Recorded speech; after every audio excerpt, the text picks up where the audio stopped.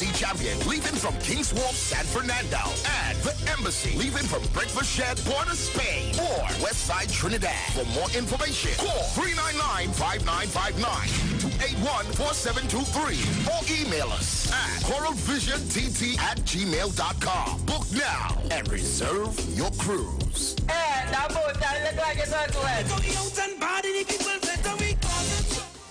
Broadcasting from Trinidad to the world, the Street 919fm.com. News from the Street, 919fm.com. Here's what's happening.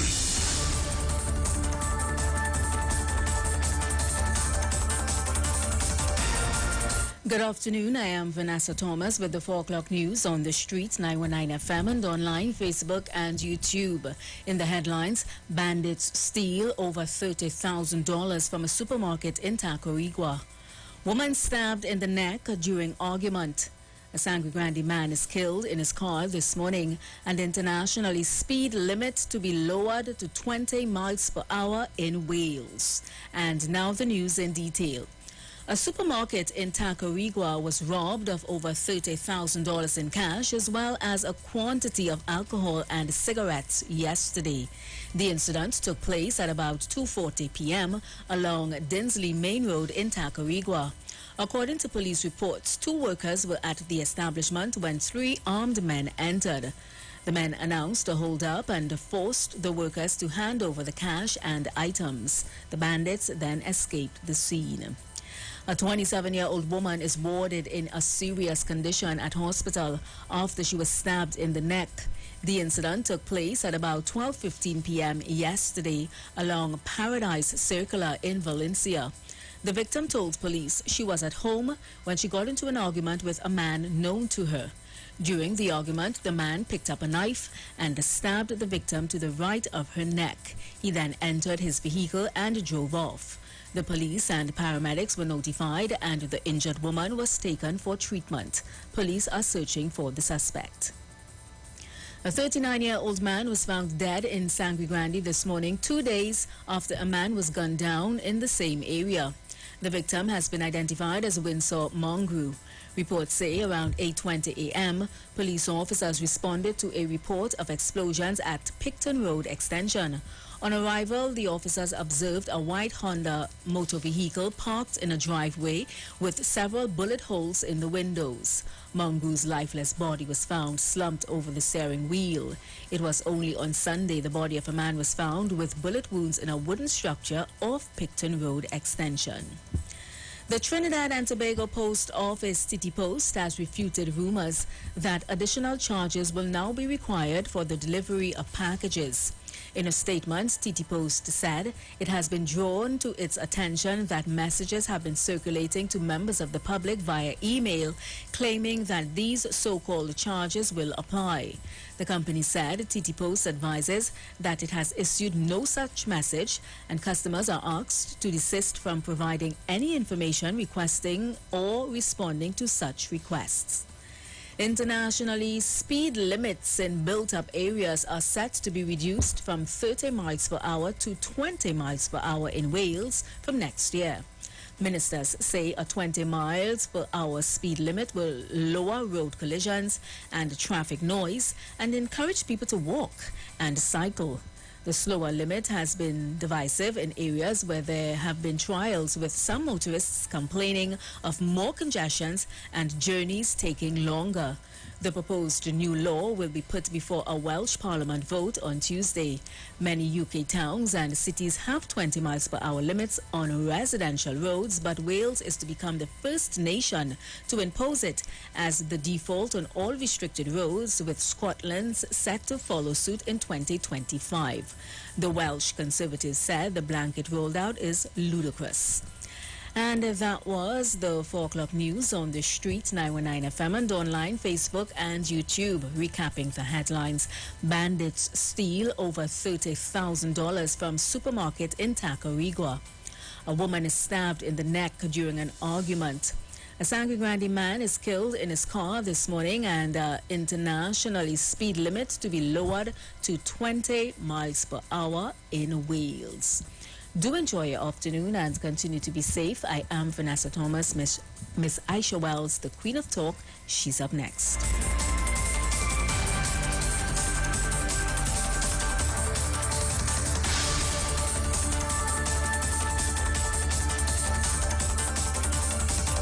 News from the street. News from the street. 919fm.com.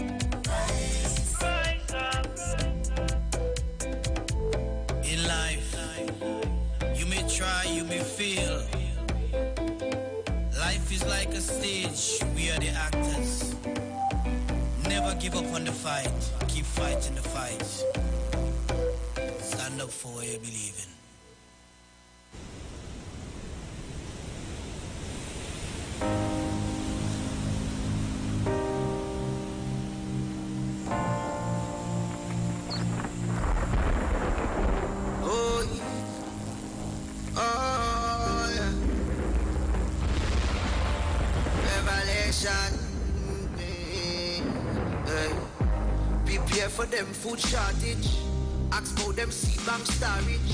Social media, what a distraction with them demonic forces. Tell me who them sources. What's the ingredients of them sauces?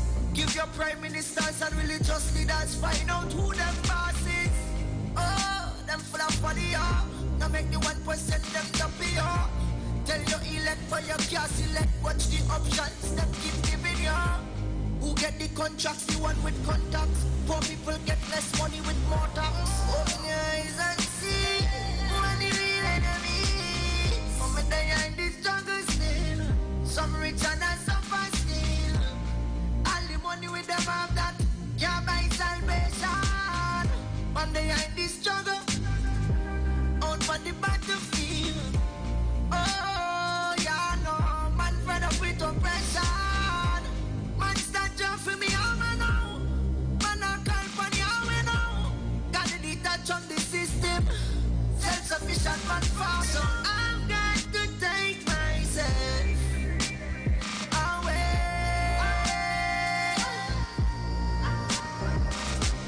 What control we mentally. Make my chip enter it. Stop your income when your food done. You're going giving eventually. Remember, prayer without works is dead. God help those who help themselves. Not put them faith in our riches and wealth. Ignore them health and still end up in a hell.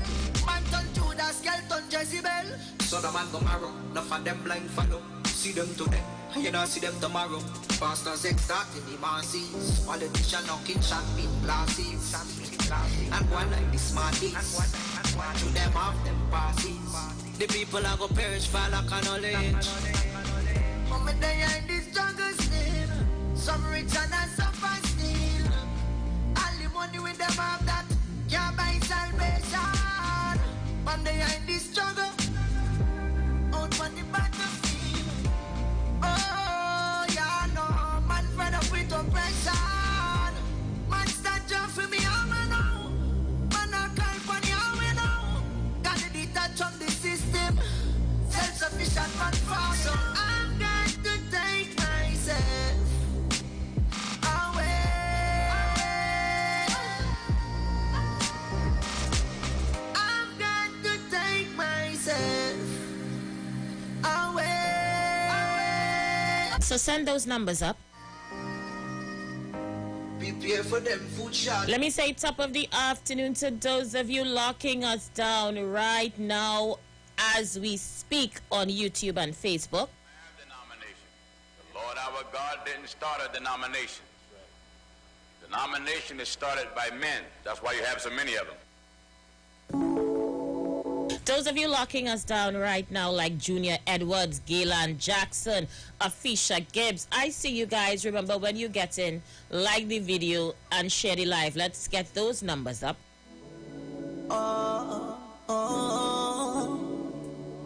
Them say them no want the positive vibes, is a negative spell and the youths them under. If you not sing about gal and gun and what you have on them, do I hear them song, yeah. When me stand up for righteousness, the conquering lion from the tribe of Judah. And it no matter what them say. Hey, when I stand firm in Babylon, should I know we are the jewels of this western land. Repent and return to save the generation. We living in the last days revelation. Hey, Yahweh, please help me get out of them religion. Help me to open my mouth when I see wrong. Cause I'm an rebel, and he's an rebel. They're watching, they're fighting, they're trying to stop me, but I'm an rebel. Them set up, them trap, them Pharisees. Give us disease and sell remedies. And them why you pay for salvation. Them digging out the poor man pocket. Credit to cash once you full them bucket. And this stash where you hide, you fi bring it. One bag of lie they teach us in the name of Jesus. It that take a genius. We see this tricks and politics, deception. Them use fi catch man. Woe to the man that build him house without foundation. Spirit of discernment make me see how we conquer the enemy. Stand firm in Babylon. Should I know we are the jewels of this western land. Repent and return fi save the generation. Last year's revelation. Hey, Yahweh, please help me get out of them religion. Help me to up when I see wrong. Cause I'm an rebel, and he's an rebel. They're watching, they're fighting, they're trying to stop me, but I'm an rebel. Yahweh, please help me get out of them religion. Help me to open my mouth when I see wrong. Cause I'm an rebel. And if you're wondering what it is you're seeing on your screen right now, well, let me tell you guys, you are looking at photos and pictures from outer space. That's right.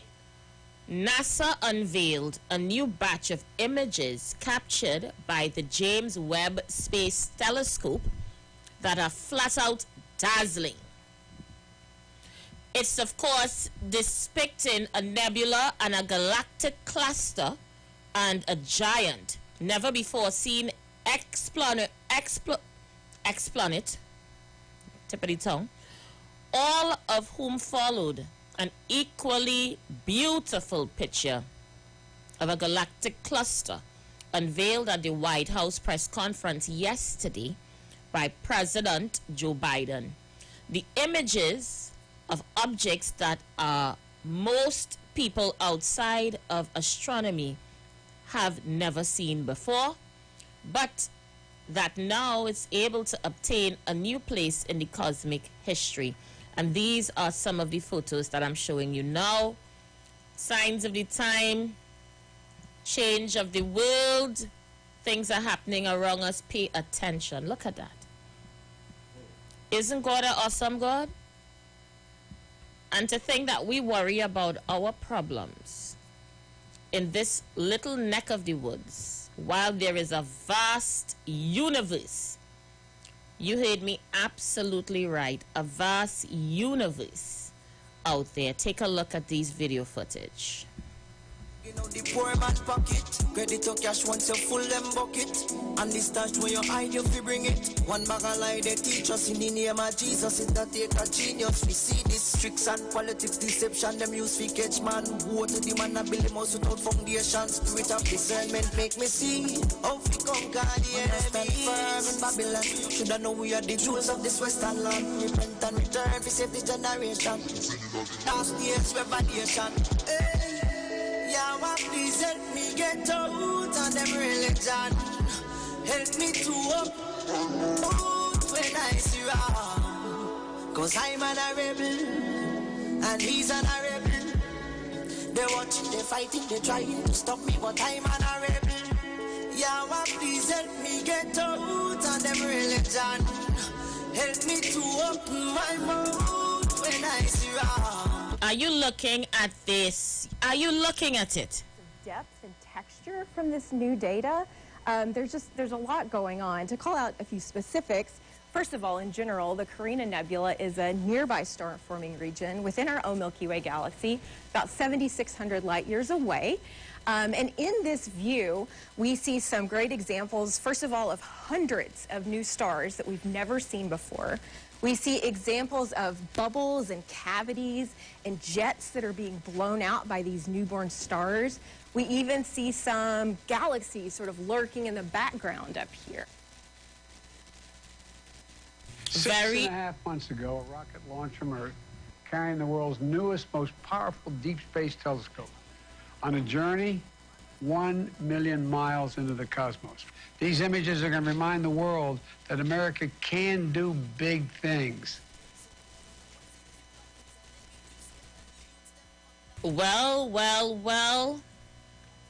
Signs of the times. Prophecies being fulfilled. Some of what is being said on social media, I just thought I would share it with you guys today, as we, of course, get in to what I want to talk about today. And I really hope you guys pay attention to international news, because a lot of things are happening internationally that can affect us locally and have been affecting us locally that we're not paying attention to. And one of it is, in fact, how the global economies is basing the food shortage worldwide on climate change. Take a look at this. We're going to bring this home and start our discussion here.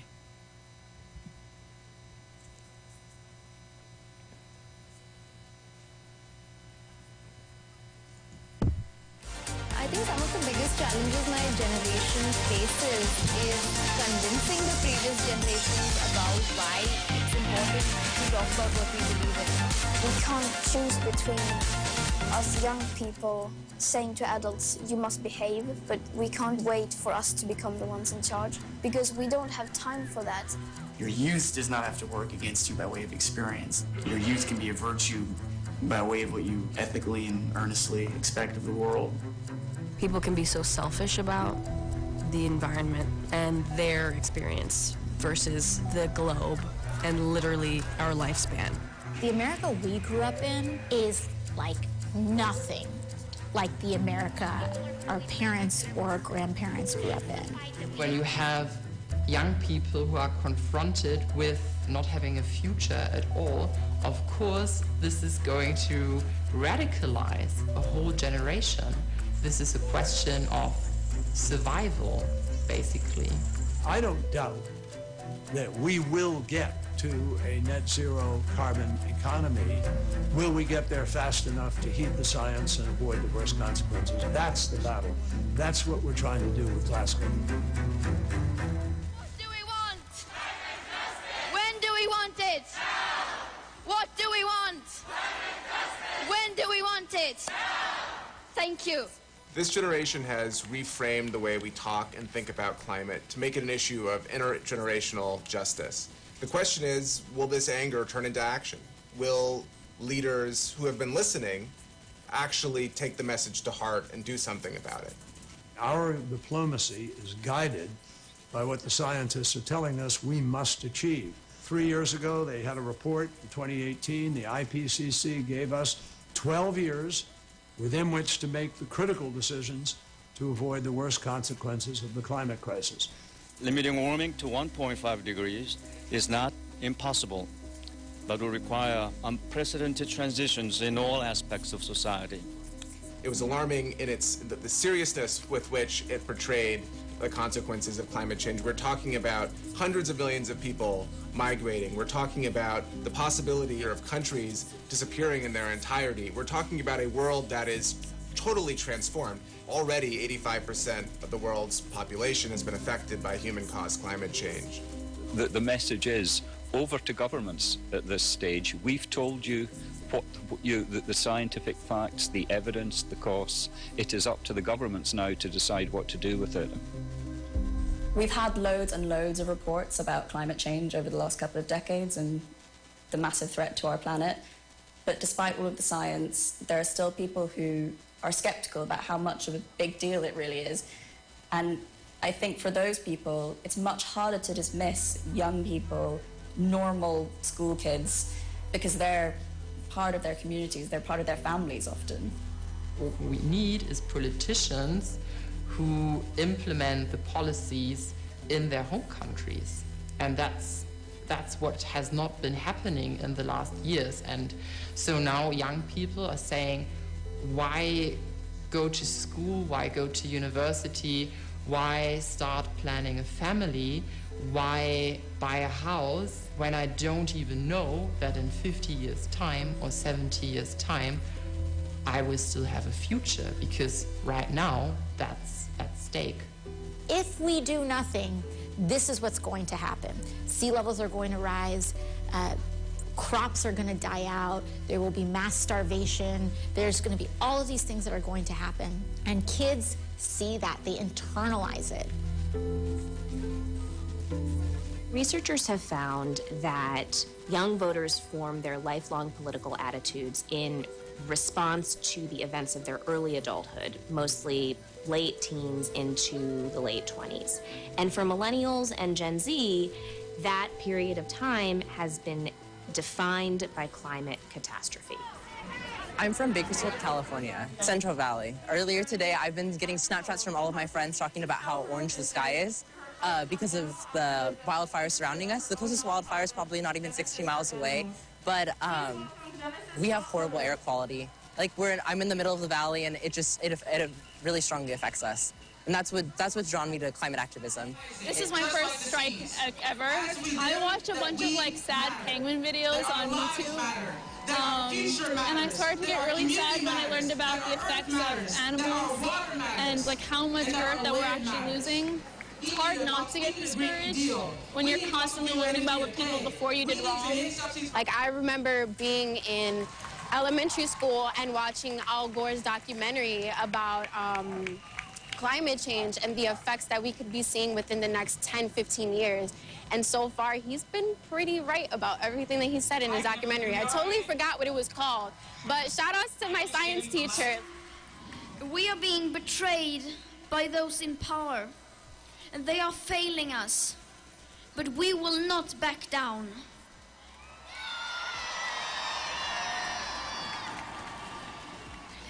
And if you feel threatened by that, then I have some very bad news for you. We will not be silenced, because we are the change, and change is coming whether you like it or not.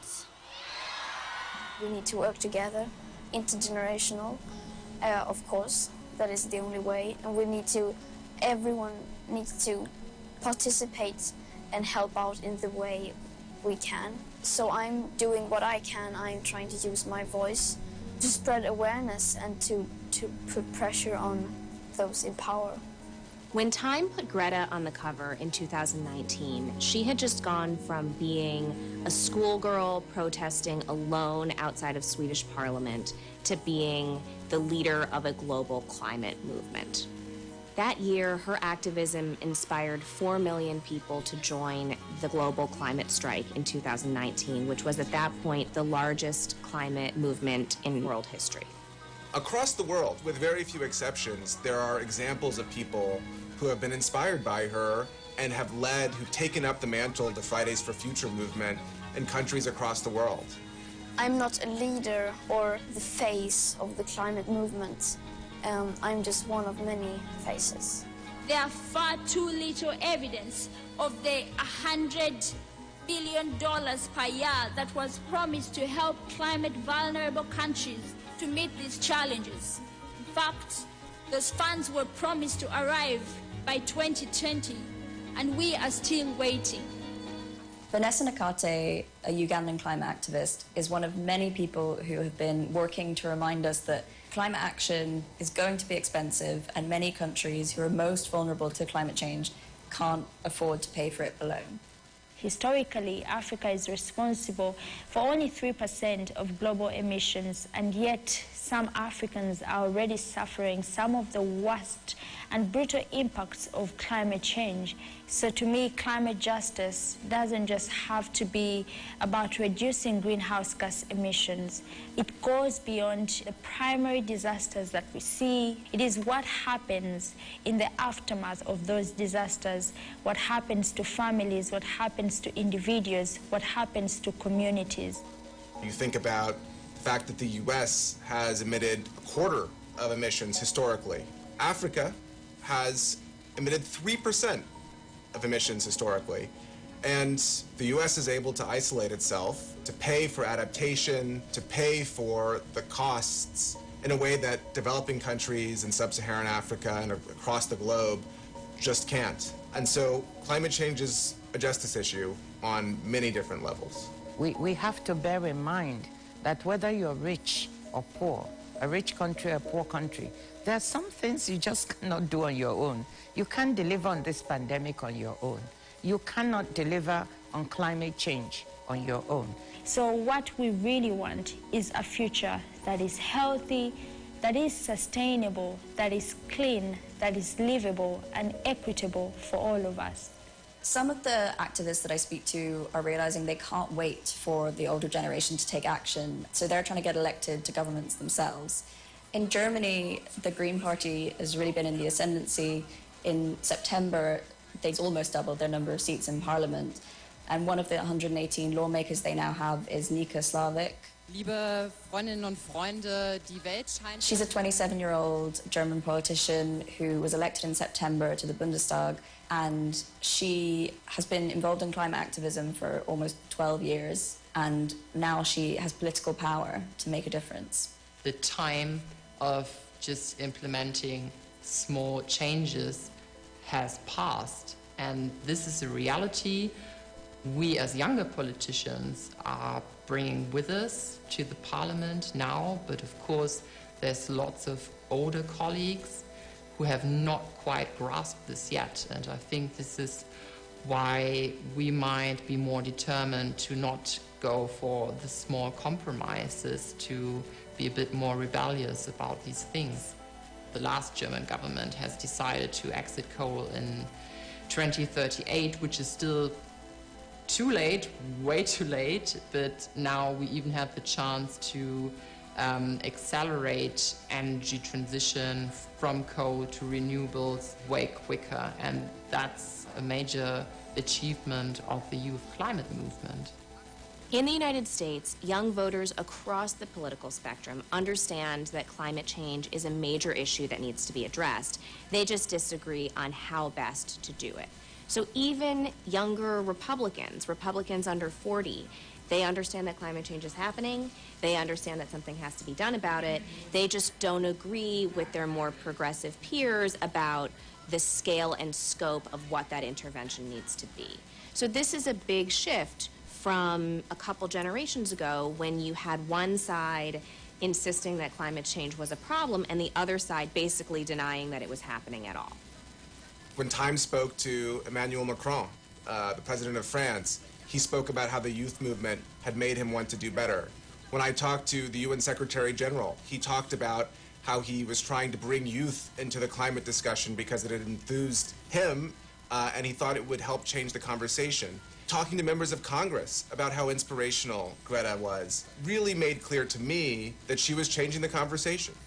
In my reporting, activists are telling me that COP26 is a crucial moment to find out if politicians are really listening to them and really taking action, or if they're just saying they're listening and delaying action. Leaders keep praising young people for standing up and protesting, but saving the world needs action. It needs decisions from the leaders, decisions that prioritize the lives of the people and the planet.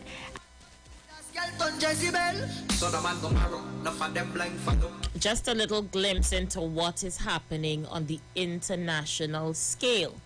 Now, this article came out in Time magazine yesterday. Wait, hold on. Today's the 12th? No, my bad. It came out today. July 12, 2022 at 5:37 a.m. by Chad de Guzman. According to the article, we have enough food to feed everyone. Cereal production has slightly dipped, but is still higher than recent years, based on the United Nations Food and Agriculture Organization data. We are also producing more meat and dairy products compared to last year. Yet the world is looking at an emerging food crisis. Millions of people are already experiencing poverty because of soaring food prices. And as of today, July 12th, at least 19 countries have imposed export restrictions on agricultural goods in the hope of staving off hunger. As of June 30th, wheat prices went up by 42% compared to January 2021, according to the World Bank.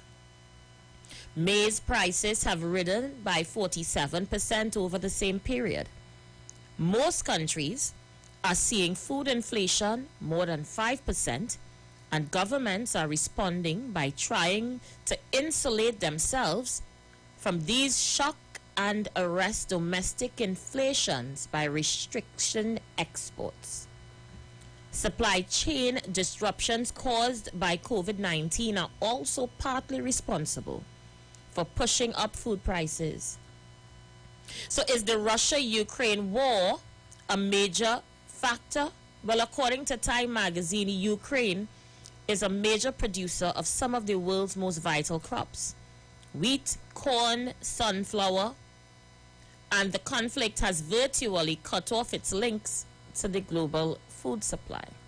Soaring food prices after the Russian invasion of Ukraine has plunged some 71.5 million people into poverty, according to a July estimate from the United Nations Development Program. Many of them are in the countries in sub-Saharan Africa, the Balkans, and the Caspian Basin, where some economies are unable to grow their own food, and it's considered a humanitarian crisis. Weather shocks only exacerbate these problems, says David Laborde, a senior research fellow at the Washington-based International Food Policy Research Institute. We have strong evidence that it is also linked to climate change and global warming. Rising export curbs are in case in point. Malaysia, back in May, put restrictions on exports of its chicken products and hens, and to top it off, they also put restrictions on grain feed shortage to produce fewer eggs in extremely hot weather. And the most recent wheat export ban on India, world's second largest producer, came after the heat wave in March and April. They slashed yields. So people, just a glimpse, as I said, into what is happening internationally. So we could take a look at how we intend to put our house in order. From the time countries are restricting their exports, says to me that they are rationing their food supply because of the uncertainty of the way the world is heading. You ever hear the saying, you pack away food for a rainy day? Well, what Time magazine is attempting to tell us is that countries are packing away their food for a rainy day. And if this is happening in developed countries all over the world, where are we in the scheme of things? Because we spend a lot of money importing food. From what we understand, it is just going to get worse. Having said that, that is why the two clips I played in the beginning is extremely important to me, because the first one talked about climate change and the positive effects young people are having by bringing their expertise of youth and information operating outside the box to their various countries in a bid to deal with what the world is facing. Right here in Trinidad, we have our very own youthful Minister of Youth Development doing the same thing. Take a listen.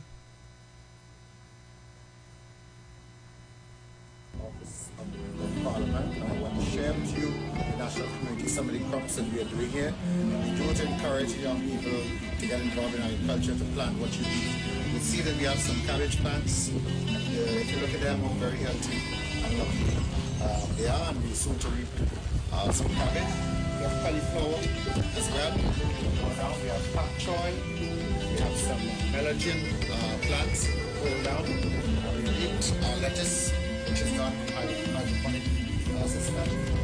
This week, we have some lemongrass, we have some leaf thyme, okay, and we have some peppers over on the side. So, young people,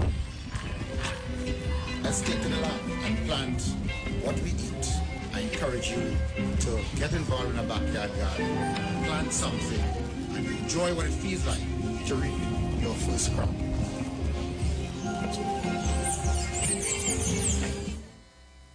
So that's our very own Foster Cummins in the constituency of La Hoqueta Talparo, using his constituency office as a means to feed his community.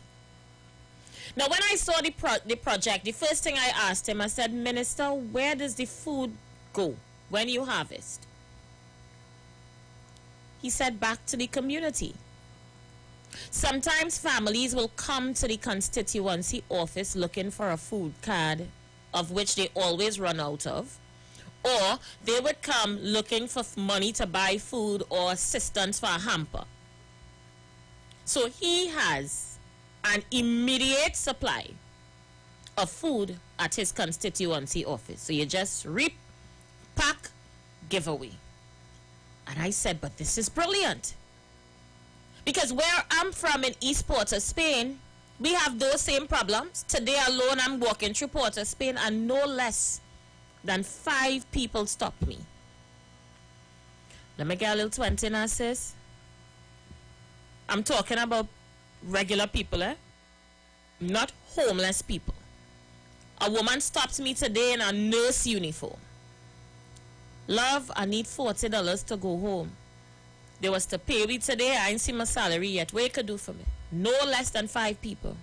Somebody met me today, Aisha, I need to get a food card. And that's the reality. People are hungry. So I have decided to take up the mantle in East Port of Spain for us to embark on our own community gardens. Now, it's nothing new. I've done this before. When I was councillor, we used the abandoned lots in the city of Port of Spain and we were planting. This time, it's going to be on a bigger scale. And this is a project that I talked over with the MP for the area, Keith Scotland, a few nights ago. And he is excited about joining me in this endeavor. He's like, Aisha, let me start. I want you to take a look at these building tops on Nelson Street in Port of Spain. Now look at it. Taking the building tops. These are on top of buildings in the capital city. Now, for those of you who know Port of Spain, there is a lot of plannings and buildings throughout the city. Take a look at this space. Make it out. You know, it's just rubble. Homeless people living on top of it. Cardboard where somebody was sleeping, an old mattress, old clothes. This is what on top of the building looks like on Nelson Street. And if you could see in the backdrop, those are top of other buildings in the background. You know what I've decided to do? To create community gardens on top of these buildings. Now people saying, how is that possible? How could you create a garden on top of a building where people live? Well, I don't know if you have heard about hydro farming, but if you haven't, you should look it up. This is being done in urban cities all over the world. They're using spots on top of buildings and they are planting food. Putting down soil, putting down short crops, harvesting. And what this community garden will do will feed the people in that building. On Nelson Street alone, probably have close to 60, 70 buildings. So you could imagine every building having its own garden on top of the roof. Think about that. When I told this idea to Keith Scotland, he was blown away. When I sat down with persons in office about this idea, they was like, Wells, you're onto something. They said there are international organizations that would assist you guys in town. There is no room to plant on the ground. So go ahead on the roof and plant. What is the problem? You need permission from HGC? Go ahead and write HGC. I am almost certain HGC will not turn down the idea to allow people to feed themselves. So we are attempting in East Port of Spain to make ourselves sustainable. Once each building is planting, the work will come from those living in the community. They who live in the building will take care of their own garden. They will reap crops, they will feed themselves. That could assist us in combating these global problems that we're facing, because you just heard, as of today, Time magazine is telling us that countries are cutting off their export supply. So in other words, people are rationing food. I don't know about you, but we go in full speed ahead with this. The wheels are already in the pipeline. And God's willing, a few months from now, you could drive down Nelson Street and see greenery on top of their buildings.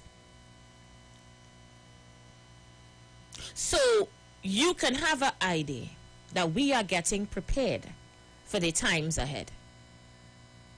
It's sad that the world is going through this particular crisis, but if you don't intend to get on board with putting down for a rainy day, and well, you know, we have the mindset that God is a Trini, then we will get swept away in the economical storm that is already on our doorstep. I'm going to open the lines and take your calls. If you would like to be part of this idea, then you need to message me on Facebook. If you have experience in setting up the hydro farms, we are looking for persons to come in with the expertise and guide us on how to go about doing so. Reach out to me. Like I say, we have a lot of work to do because Nelson Street alone have about 60 buildings. And if we get this done right on Nelson Street, we move over to all the other building schemes in East Port of Spain. And by extension, we could do that at every government building throughout the country. But we have to prepare. We have to prepare. I'm going straight to the phone lines. Caller, you live? Hey, good afternoon, Aisha. How are you? I'm good, thanks. Enjoying the program. I like your approach, usual. Aisha, that's well, like I said, you know, I think other parts of the world too also doing that as well, you know. What I could also suggest too is that people who have who live in an apartment could have little box gardens. You know what I'm saying? In those plant pots, they could grow the little pimentos, the little peppers, you know, the little tomatoes. That too. And I'm also suggesting to Aisha that maybe the government maybe should start to revisit that idea that Mr. Patrick Moving Augustus Manor had some years back. Remember the mega farm? Right, go ahead. Yeah, yes. I propose that Dr. Rowley please revisit the mega farm project. That was a brilliant idea by the late Mr. Manning, and as you know, the last government shut it down. Let me just say, you and Mr. Foster Cummins, all you have better vision than the man who is distributing bread and water right now in the ghettos. You have a good day, Aisha. Thank you so much. Let me read this comment Michelle Superwoman sent us. She said, Aisha, downtown Brooklyn in the Brooklyn Navy Yard, there is a famous rooftop garden where people come from all over the world to witness. They mine chickens, etc. up there. She said, we Trinis need to take off the blinders and look around us for ideas on how to press forward. And that's exactly what we're doing. That is exactly what we're doing. Caller, you live? Hey, we are talking. How you doing, love? Yeah, I said that's a brilliant idea. I agree with you full 100, and you know me. I on board. I know that for sure. Understand? Because you know what, you see, we have to understand that only in Trinidad and Tobago this happens worldwide, but we just behave as if we is not part of the world, right? And in China does that same hydroponics on their roof, because remember, China is the highest population in the world. So when they have to plant food, it's on top of the roof, they understand the food. You understand? So I agree with you 100%. You understand? I know I am on board. Dr. Listen, Aisha. Thank you so much. So for those of you who can't visualize what it looks like, let me see if I can pull up a video here from National Geographic to give you an idea what a rooftop garden would look like. All right, so this is what it would look like on a larger scale. This is what it looks like on a larger scale. All right, take a listen. Let me get you guys in here.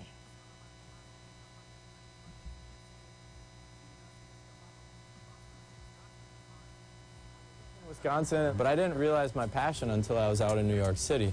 And then looking around the city and seeing thousands of open, flat roofs with full sun on them, with absolutely no utilization. It was a great opportunity to just dive into it and to pioneer a movement. There's lunch. Or breakfast. We have 2.5 acres of rooftop farm space in Brooklyn and Queens. Our core business is vegetables, but we've also started New York City's first urban apiary. We also have 22 chickens. Hey, girls. Come on, Mama. They're not a considerable revenue stream for us, but they're very valuable in terms of completing the circle of life up on the farm.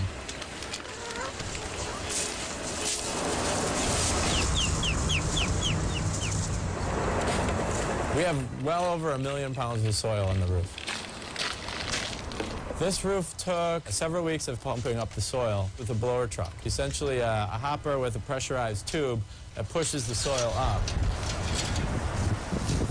It's a compost from a mushroom production in Pennsylvania, blended with a mixture of several different types of stones that are very porous. So they weigh less than a typical rock, and then they can allow water to fill into the pores. They can also harbor microbial activity, and they also allow for proper drainage and aeration of the soil, meaning that we don't end up with one big swimming pool up on the roof if we get a lot of rain.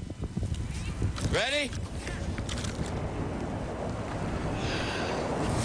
Our rooftop farms each manage about 1 million gallons of stormwater per year.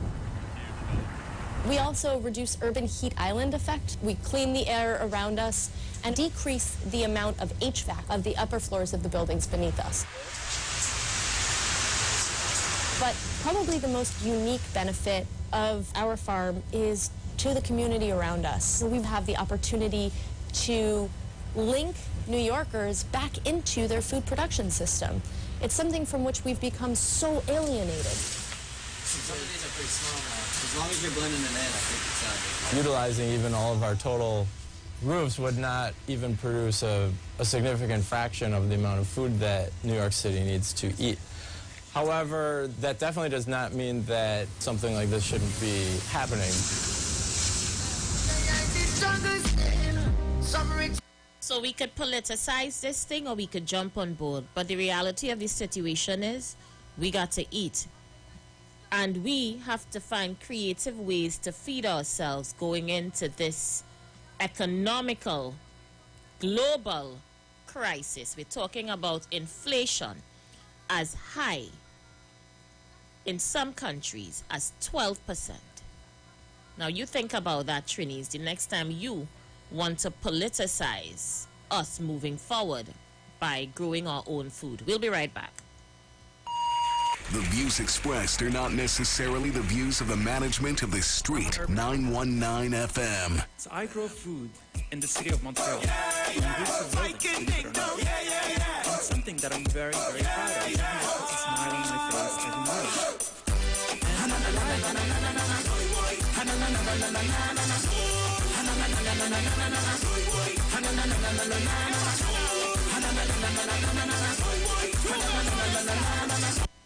Hi, I'm Valentine Garcia. And I'm Nikki Garcia. Please join us on the Final Hour broadcast every Thursday at 9 a.m. on the Street 919 FM radio.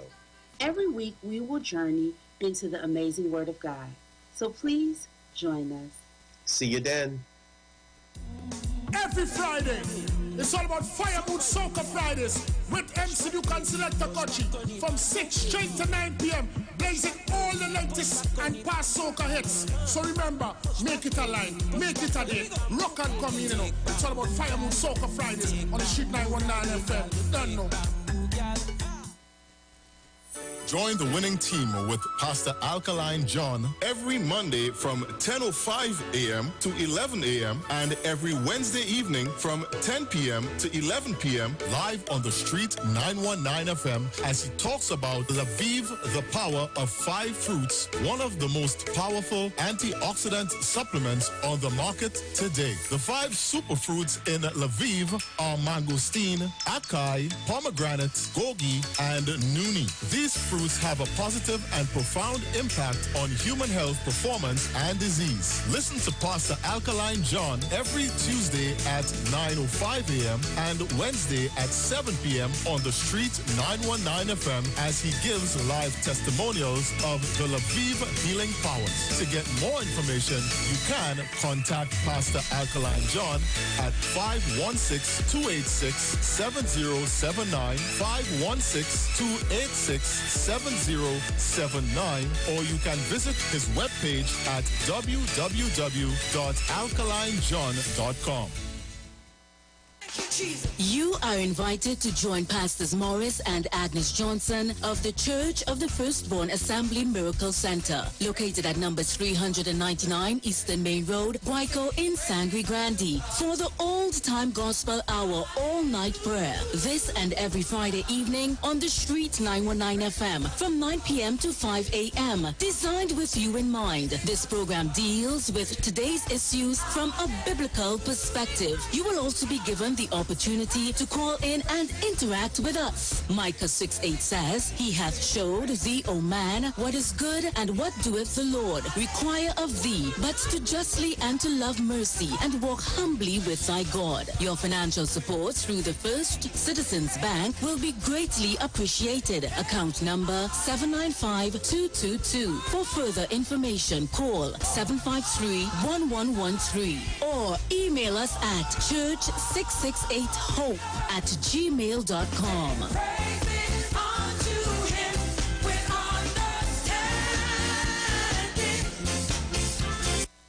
Tune into the Street 91.9 FM every Sunday from 10:05 a.m. to 11 a.m. for the Repairing of the Breach radio program with me, Bishop Showinal Thomas. The scripture says, And they that shall be of thee shall build the old waste places. Thou shalt raise up the foundation of many generations, and thou shalt be called the repairers of the breach, the restorers of the paths to dwell in. Don't miss it. Repairing the Breach radio program with Bishop Showin R. Thomas on the Street 919 FM every Sunday from 10:05 a.m. to 11 a.m.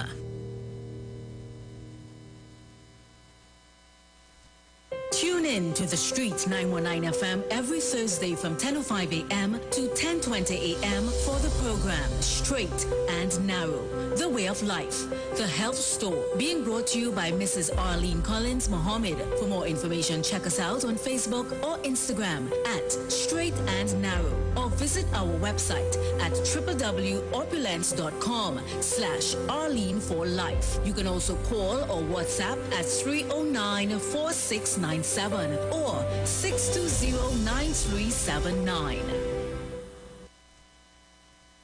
If you're experiencing pain, constipation, headaches, poor blood circulation, high or low blood pressure, diabetes, cancer, swollen or darkened feet, come visit us at Health and Wealth Lifestyle, located at 73 Eastern Main Road, Barataria, opposite Eastern Credit Union. We at Health and Wealth Lifestyle offer a wide range of services. Come and experience our new 3D analyzer, which allows you to have a look inside your body. We also provide live blood analysis, iridology, ionic foot detox with foot soak and foot massage, aquatherapy, full body massage, and organic supplements on sale such as Nano Silver, Nano Zinc, Body Light, cold pressed sesame oil, and more. Health and Wealth Lifestyle, located at number 73 Eastern Main Road, Barataria, opposite Eastern Credit Union. For more information, call 275-8359 or 288-1108. Join Nicole Huggins for Health and Wealth Lifestyle every Monday from 9:05 a.m. to 9:55 a.m. right here on the Street 919 FM.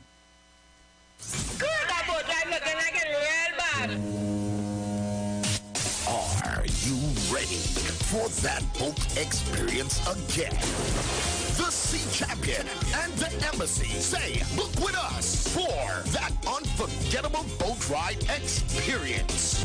Sea Champion leaving from King's Wharf, San Fernando, and the Embassy leaving from Breakfast Shed, Port of Spain, or Westside Trinidad. For more information, call 399-5959 to 814723 or email us at coralvisiontt@gmail.com. Book now and reserve your cruise.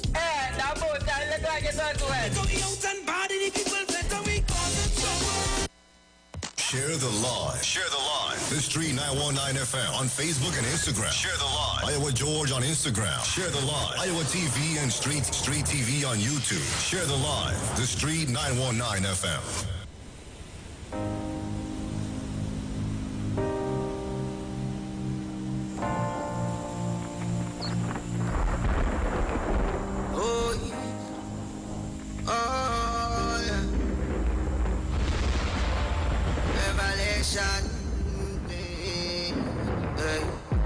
Prepare for them food shortage. Ask about them seed bank storage. Social media, what a distraction with them demonic forces. Tell me who them sources. What's the ingredients of them sauces? Give your prime ministers and religious leaders, find out who them bosses. Oh, them full of money, oh. Now make the 1% them dumpy, oh. Tell your elect for your car select. Watch the options them keep giving you. Who get the contracts? The one with contacts. Poor people get less money with more tax. Open your eyes and see who are the real enemies. Mama die in this jungle still. Some rich and some poor still. All the money with them have that can't buy salvation. We are back. Thank you for staying with us. As we continue our conversation, this happened on July 6th. Green skies were recorded all of a sudden in South Dakota, United States. So much so that persons are questioning whether this is as a result of CERN.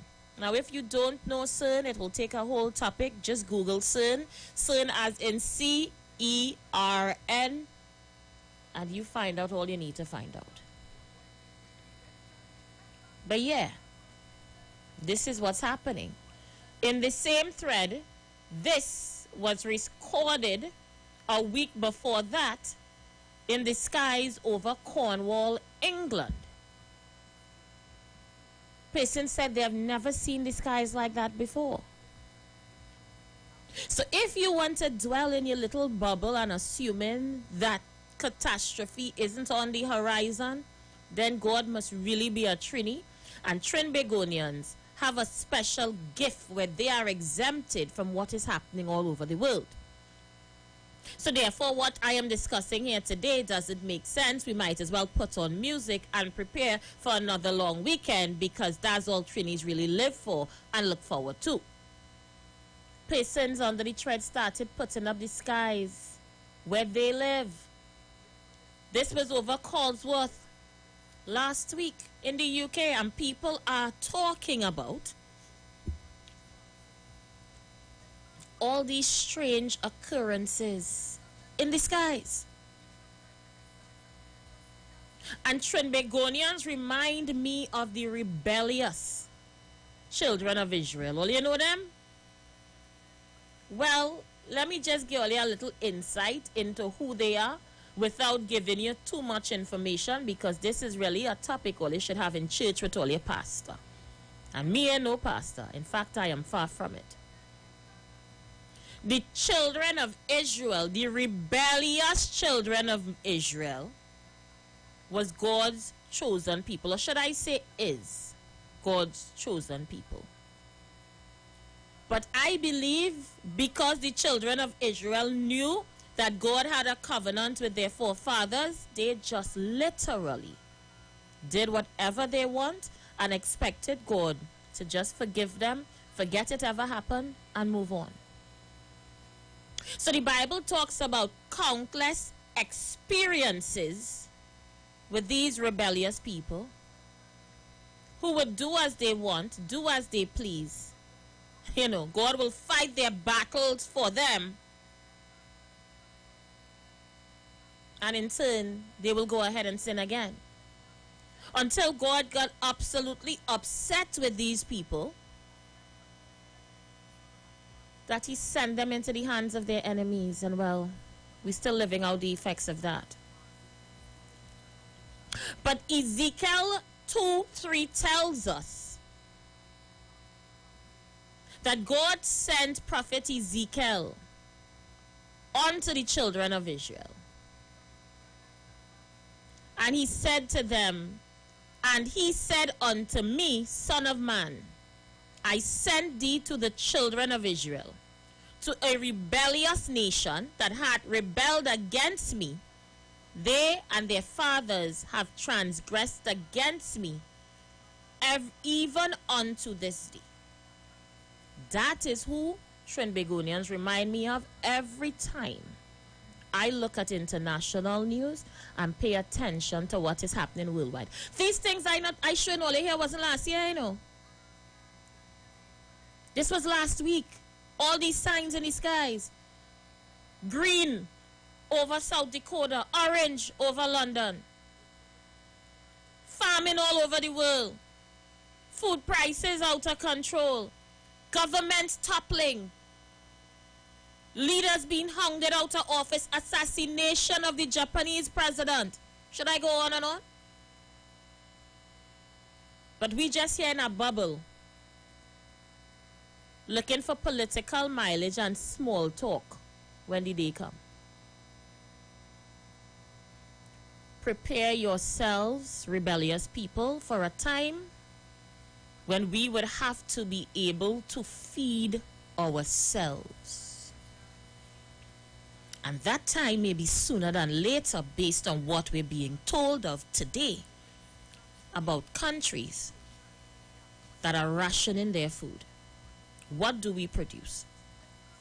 What do we have? Well, we have rest down, just in case.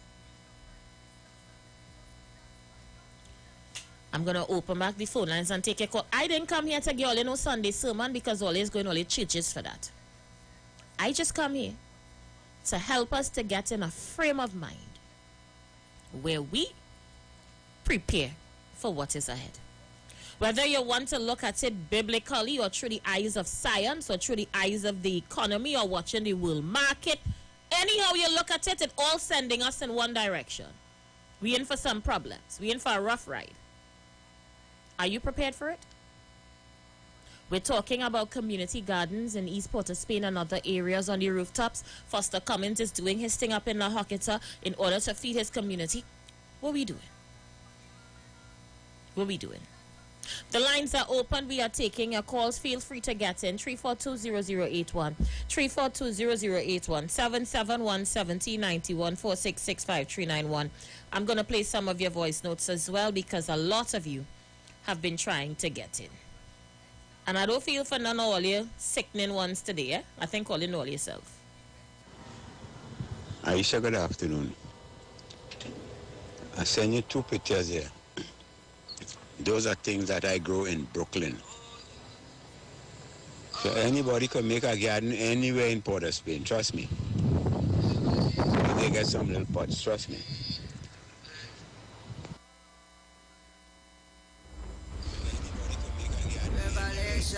Pleasant good evening, Miss Aisha Wells. That is a brilliant idea. That's a terrific idea. I hope all the bad boys who are listening, this is a carrion call for you all to put down the guns and contribute. Put your money where your mouth is. Put all your money. This is the direction I want you all to go long time. The same way that you all can plant acres of, you know what I'm talking about. You all could utilize that same energy and that same input into something positive and do the thing legally. Make that money. I am sure you all can grow those crops on those buildings and supply it in the markets and as well as supply for your community and sell. Make that money. I would contribute. I would actually partake in purchasing fruits and vegetables from you all.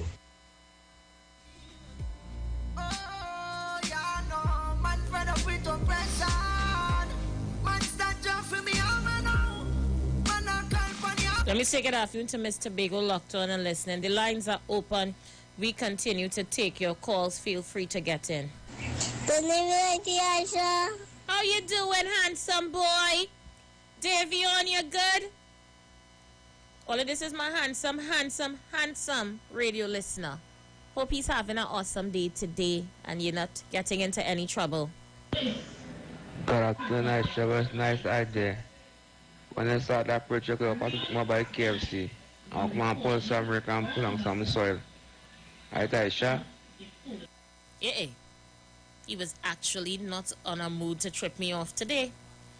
And no problem, I will pick you up by KFC where you are every day using the Wi-Fi. And I will bring you in East Port of Spain. Well, you're from town. And let you work on one of the buildings. But we want to keep it for people who live there. Because we don't want people from outside coming and making a mess of things. We really want to keep it within the community. And if each building has a garden, then the garden must feed the tenants in the building. And that's how we look at it. All right? So I hear you, but get involved in your own community. And let's find a way to feed one another as we look at what is happening on the global stage. It's frightening. Absolutely frightening. Just last night on the news here in Trinidad and Tobago, TV6 did this story. I want you guys to check this one out. Right here. We don't even have to go far. Because a lot of you are reading your comments on the live. What that had to do with we? What food prices had to do with we? What Russia and Ukraine war had to do with we? What CERN machine had to do with we? Well, let me tell you what have to do with we. And see if you could connect the dots. Because, you know, some are a little slow. I don't expect everybody to be on the same page. But some are just a little too slow for my liking. What's going on here? What I do? See if I could restart this. Yes, some are real slow, bad. Gets with the times. All right, let me see. I'll play in here. What's going on here? All right, let's go. As many families continue to struggle with increasing food prices while salaries remain unchanged, the views of some are that the government has available opportunities to remedy the dire economic and financial burdens households are facing. Economist Dr. Roger Hussein believes more intervention is needed to help ease economic struggles. Now, the basic approach I would take to this is one similar to what Vasanbara did about 8 years ago, if I remember correctly. I would look at the food price index for you. And within the food price index, you can see that vegetable prices and fruit prices are the two that increase very sharply amongst the others. And therefore, I would take a structured, systematic approach to making more vegetables available and more fruit plant available so that you increase supply, and even in the context of existing demand, prices would fall. Karen Nunes Teixeira, former Minister of Finance, says too much money is spent on food imports while the average citizen continues to struggle to survive. She adds the focus should be placed on implementing strategies to reduce the high level of food imports. She also points out that the consumption of fast foods is costing us negatively as it eventually leads to lifestyle diseases such as diabetes. 7.6%, what does that mean to the small man? 7.6% may be the increase in prices, but if you're working, another thing is the unemployment that Dr. Hussein mentioned. What is the real unemployment in this country and what is the underemployment? Because employment should be connected to your retail price index, so the basic needs. And I am quite confident if that study was made, that you would see that many people, and the National Literacy, they published it, they said 30-something% of people cannot, after the third week, they have run out of money. Sharing similar sentiments, Dr. Botawari, a former planning minister, says a strategic approach is needed to deal with the economic burdens and calls for partnership between the private and public sectors. You have local government, ministry, rural development. You have the local government bodies, 14 of them, and the Tobago House of Assembly in a different category. You have a range of private producers who don't own their land. The government has not given them the tenure.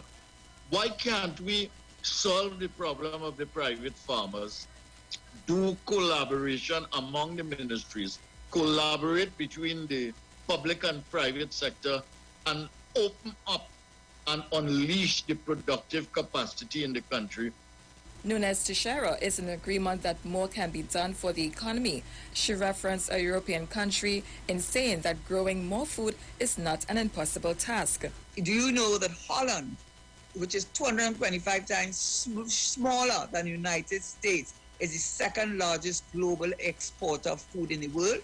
How are they able to do it? Size does not matter. Melissa Maynard, TV6 News.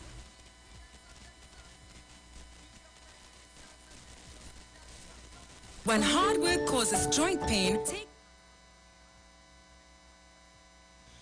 So, for those of you, as I said, who want to sit down on your very rosy behinds and believe that this food crisis is global and is the P&M responsible for high price in the groceries, and you are waiting for another government to come in and rescue you from high food prices because you are willing to put your family's kitchen and your family's survival on food in the hands of other people, then that's fine. Me ain't faulting you. But as for me and mine, we will prepare and we will put down something. That's a fact. We ain't even talking yet about the collapse of the US dollar that is predicted to happen before the year out. I don't even want to go down that road yet. Because whatever happens with the US dollar would affect most countries worldwide that trade against the dollar, including guess who? Us. Because our oil and gas prices are based in what again? US dollars. But we so small-minded that we don't understand we are part of a bigger world that's part of an entire universe. As I started off showing you in the beginning of the show by showing you some of the photos that the scientists were able to capture. A whole universe out there, but you in Trinidad here cussing about Kamla and the UNC. Make it make sense now. In the land of the blind, the one-eyed man is king. Get on top of your ability to feed yourself and your family. A day is going to come when food is going to be difficult for us to obtain. You're already seeing it. Today I listened to Precious and them, and that's what sparked me to come with this show this afternoon. $70-something for a melon gen. $63 for salt beef. Correct, $100 is worth absolutely nothing now. By the time you break $100, that's it. $20 is the new dollar bill.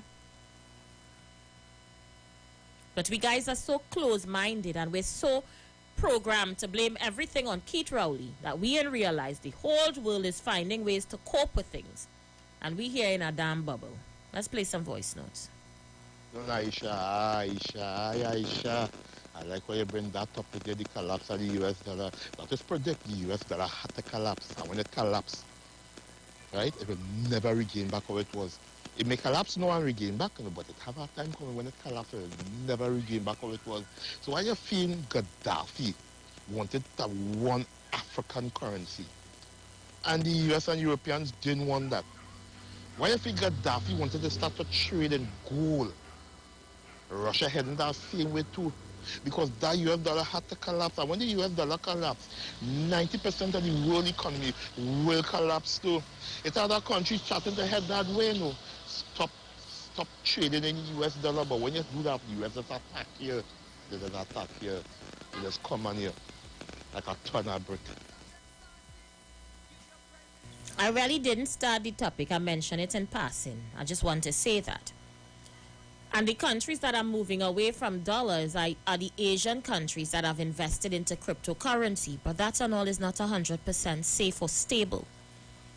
So yes, there are countries that are moving away from the US dollar and they're either trading their dollar in gold or they're going into crypto. However, I don't think Trinidad and Tobago anywhere close to that. because we are still trying to get accustomed to digitalization. And that is taking us some time to do. So we have a lot to catch up on. We should be drinking water and minding we business, if you ask me. When it comes to preparing Trinidad and Tobago, this little dot on the map for what is to happen worldwide. But we're too busy engaging in our own semantics to pay attention to what is happening. It's sad. It is a sad fact. It is a sad reality, but it is true. Some of the luxuries that we have gotten accustomed to is going to be far and few if we don't get our act together. Caller, you live? Yeah, sure. With this concern with cryptocurrency, even that too is a little ticklish right now. I don't know if you heard about the situation with the cryptocurrency that certain things are losing value. Yes. I'm paying attention. Right? To the point that a lot of a lot of African people who are also involved in that investment too, because they see that as a proper investment.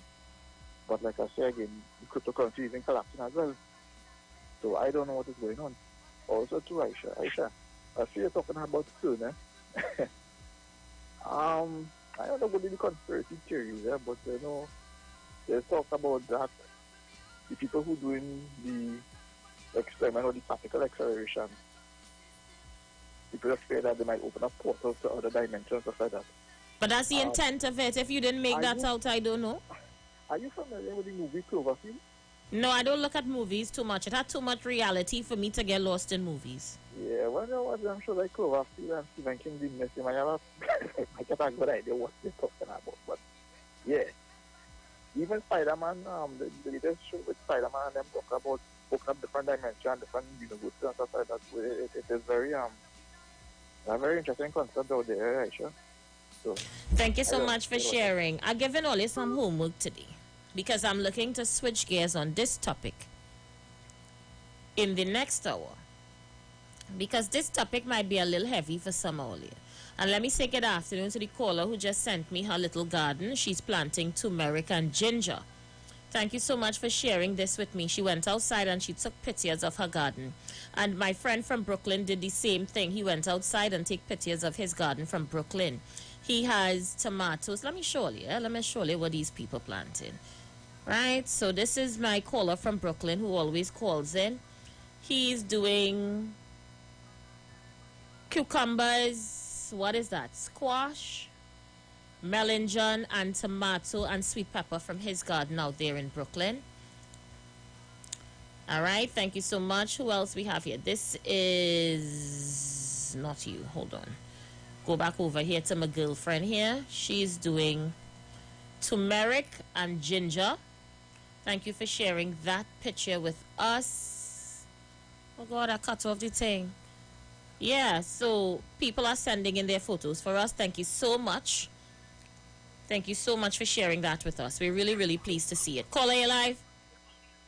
Aisha, good evening. Kenna, you're talking real there. Let me tell you something. I have a little mini matter, and I just tell somebody, Aisha, a bread, $17, 2 pounds of sugar, 2 tin of sardine, a pack of ham, 3-in-1 coffee, Aisha, right? These things and something else, Aisha, it costs $91. And listen, in groceries now, we have a lot of workers now. If you don't price anymore, it will be more than pay workers, it will be more, Aisha. So I want people understand what is you saying. You understand? And don't blame the government. It's a worldwide thing going on. And we have to take stock of ourselves. Stop the partying, the zesting, and this all kind of thing then. And we have to plan something to put in the belly for the children. Otherwise, you're going to bread the devil did. I don't know what kind of answer those are different. People talk about them also going to doing this and doing that, and we have to follow them out. But the same thing with the food prices now, they want to be paying them for it. I shall go and have a good day. Thank you so much. Let's take another caller. You live? Good afternoon, Aisha. Mano, how are you? Well, I take it as it comes, girl, you know how it goes with the human life. One day today and one day tomorrow. Nice. But I plant some cassava. Just here they rip up some and give about 2 buckets of cassava, they pass. I give it to people, you know, they say things you can't cook. I say cassava could never spoil. You can make cassava bread, you can make corn, you could slice it and fry it like what them Chinese slice it plantain. You could make chili porridge. You could make so many things with the cassava. Plant the cassava in the ground. All you have to put it in the ground. You have to wet cassava, you know, Aisha. You just prepare the ground and put it in the ground and leave it there. You have to walk up on the ground to make the ground get having cassava growing nice and thing. I plant some peas. You know, people ask me, we do that guava tree for the yard, purple tree for the yard, boy. They may have nothing. They have flowers. Flowers is for the graveyard. Flowers is for the graveyard. Plant food in your yard. Anything with them going in your yard. Listen, me I believe in planting cycle and all kind of thing. You can eat cycle and all kind of thing, you know. Cycle to flavor the food. But only put some tomato, a little okra, something in the ground, you know, you could just go there and pick something. You could eat okra just so you could eat how to cook okra. You could eat tomato just so you have to cook tomato. Things, plant things that they could just hang out your window, your veranda if you live in a place like that, or your backyard, and pick it and you can eat one before you go inside the house.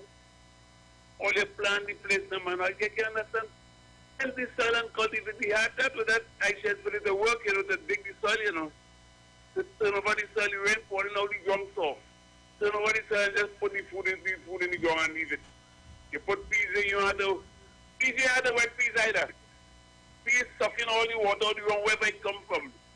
All you do something with all your life. Everything is that. Now the really man said, do buy again. Plant just your own thing and eat. I should have a nice evening. People are born in gardens and Mount Hope. Or they take in, plant something in their backyard, no matter what it is. Thank you, Mano. Thank you so much. Let's take another one. Caller, you're live. Good evening to you, journalists. How you doing, Tabakit? Happy to be alive. Now, as you talk agriculture, now I hear you in terms of the kitchen garden, which everybody should plant a little kitchen garden. But I remember 2-3 years ago, we were having a similar discussion.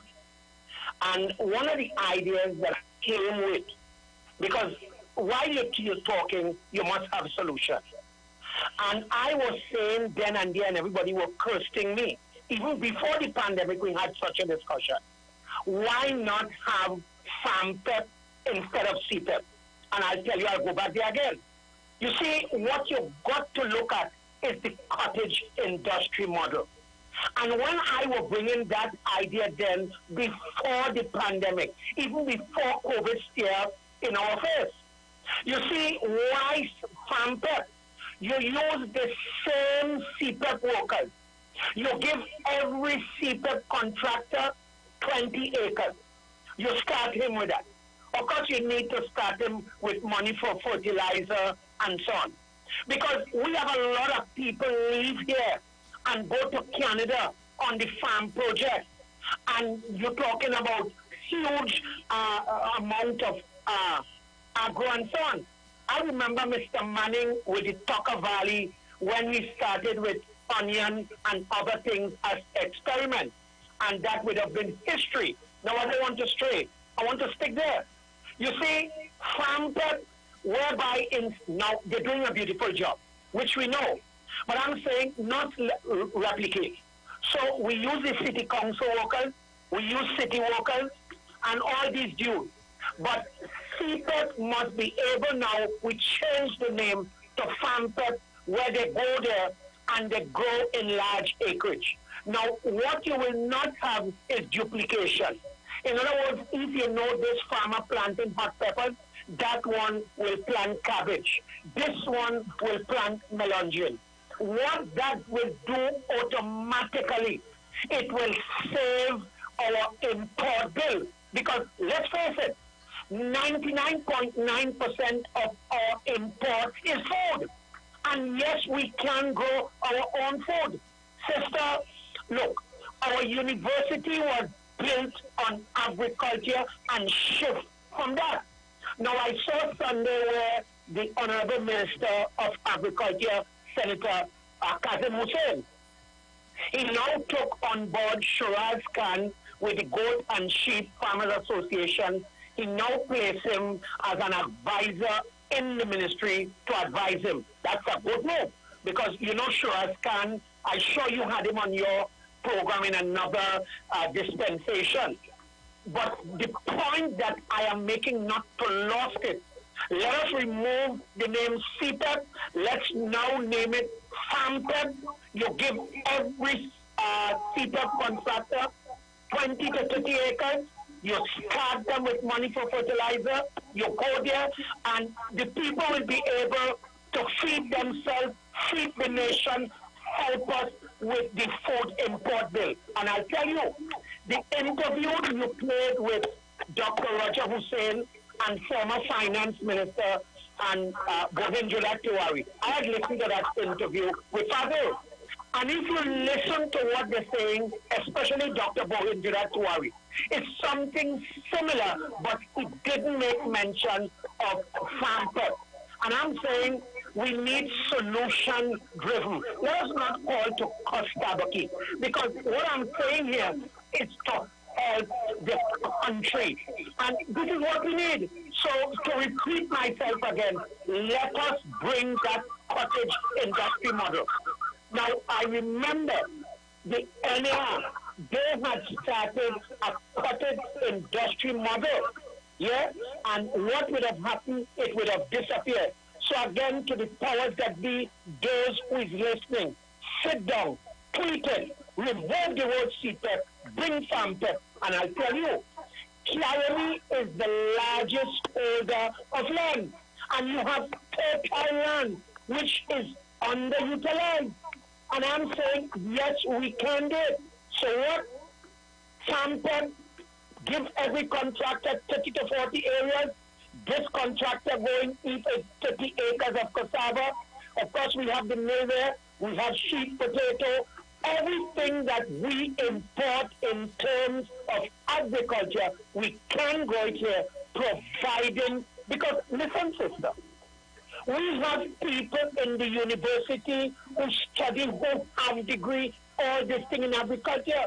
So why not use them as the technical aspect? And now you already have CPEP, its contractor.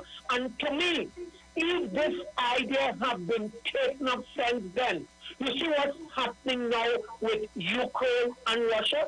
That would have helped, I put approximately nearly 70% of our problem. But you see, I'll tell you, and I've got to say this too, because we can't be talking solutions and not talk the real problem. So let's go there quickly for that. You see, sister, big business, finance, in the government, and let me talk across the board.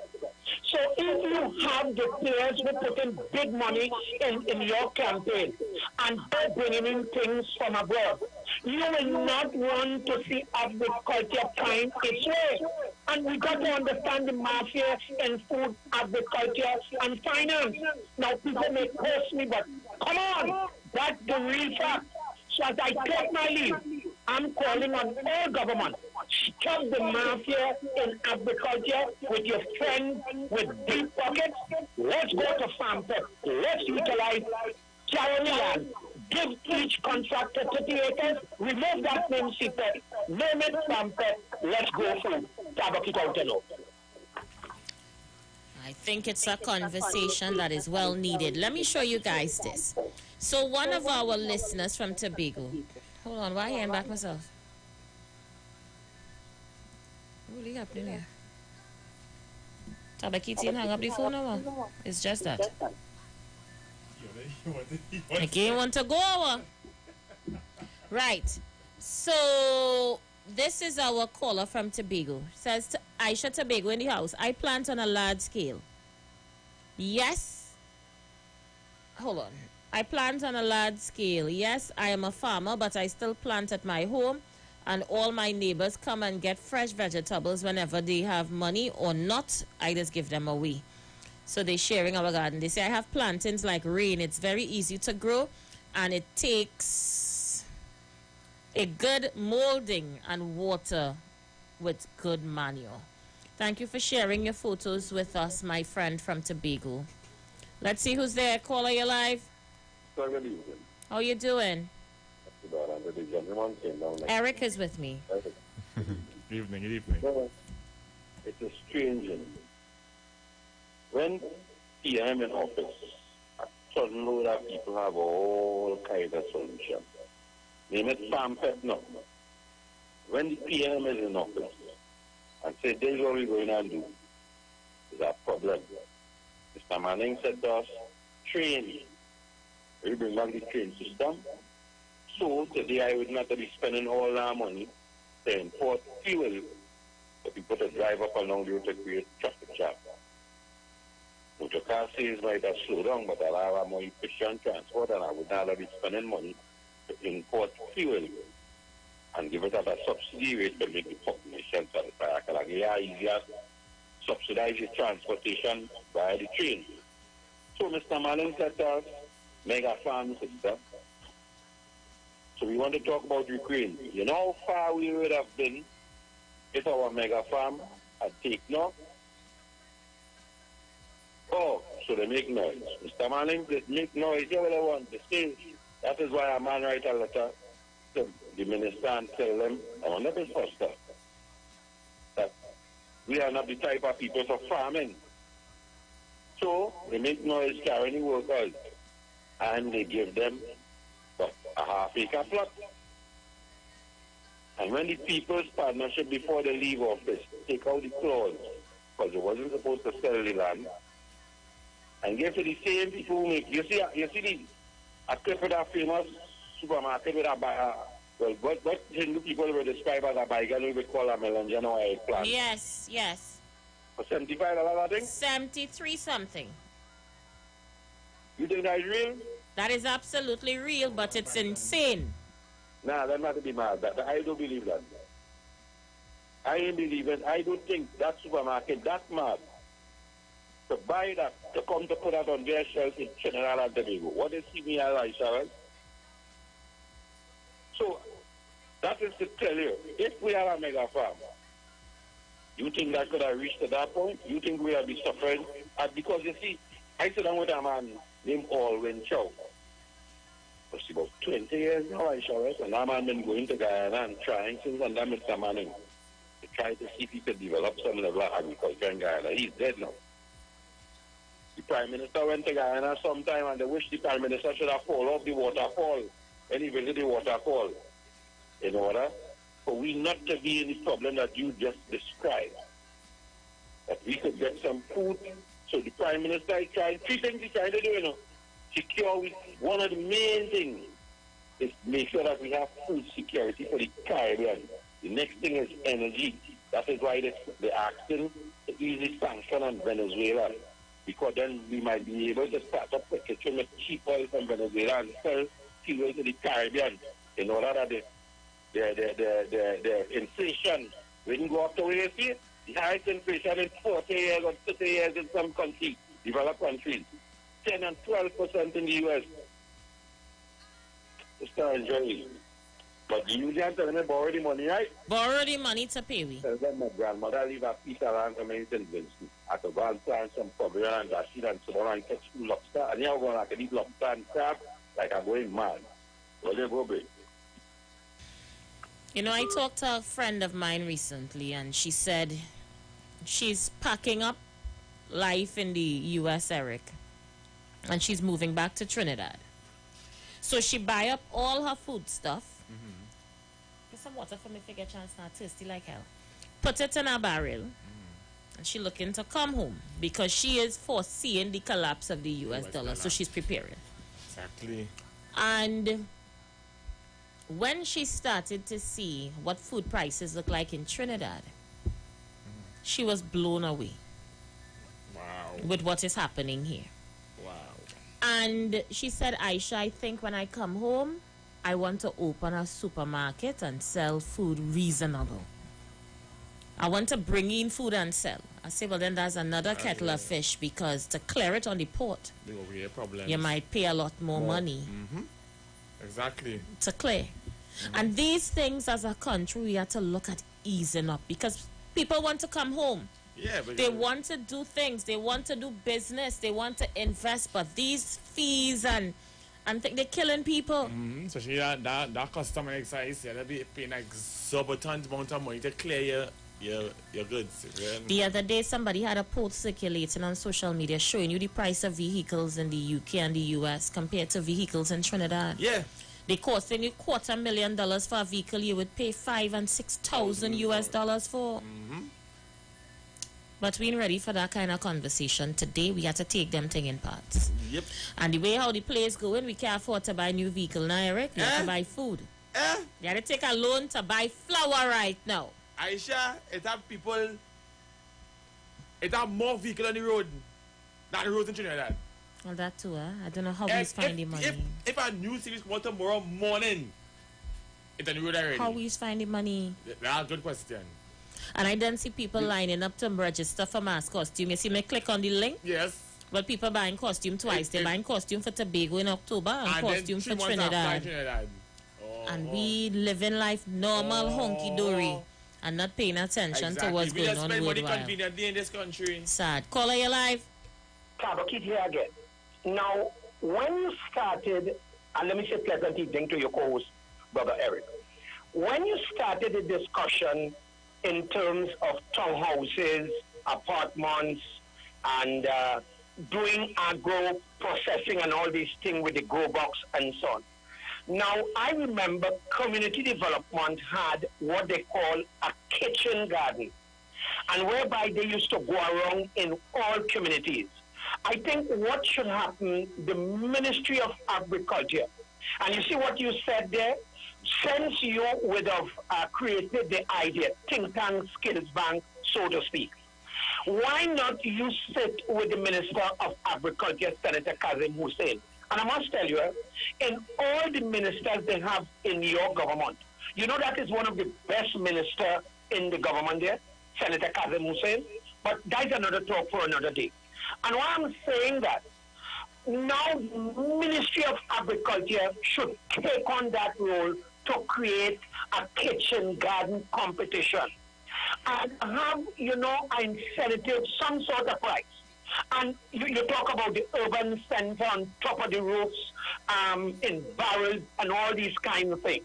And I'm saying that of itself, you remember, it gives you the driving impetus, so to speak, to want to go on.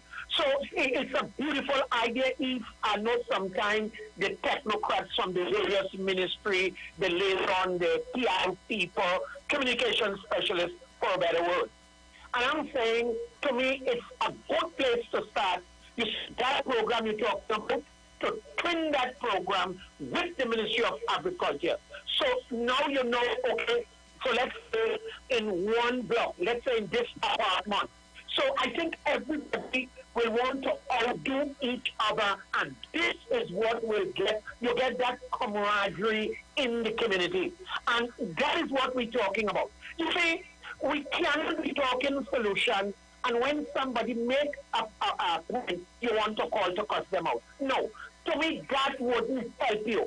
I think sometime in discussion, we need to say, look, let me give that person that feather in their cap and move on. Whether to say, well, la la la, la la la, and who didn't do. No, that's not going to help the program.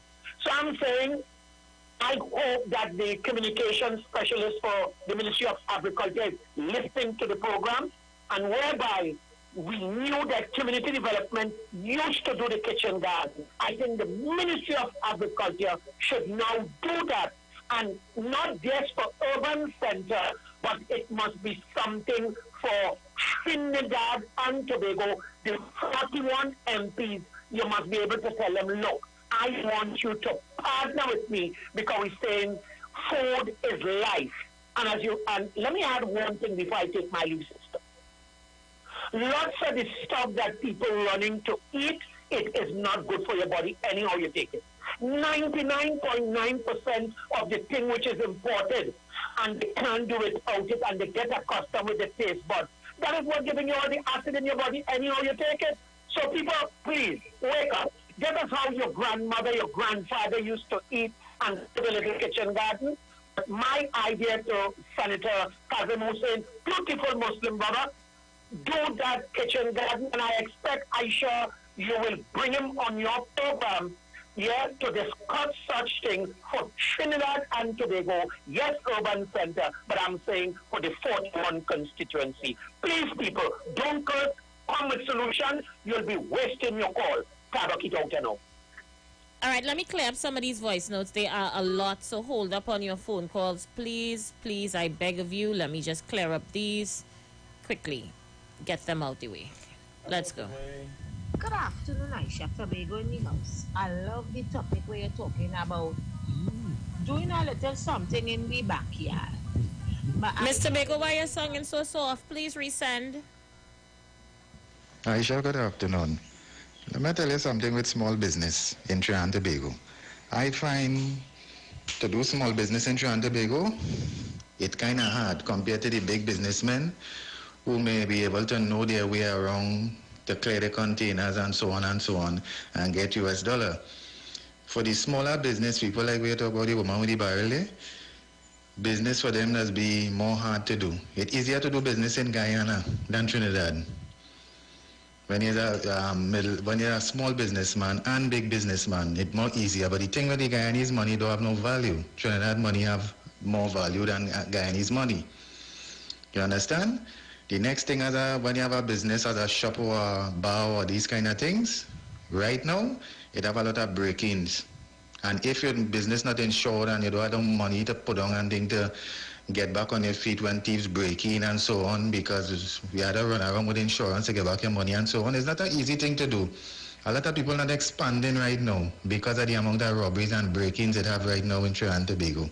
You understand? So business in this country to do, I don't know whoever going into that, let it go brave. But I wouldn't encourage nobody to go into that really, because it had too much crime right now. They had to deal with the crime situation. I shot a clear barrel on that port alone.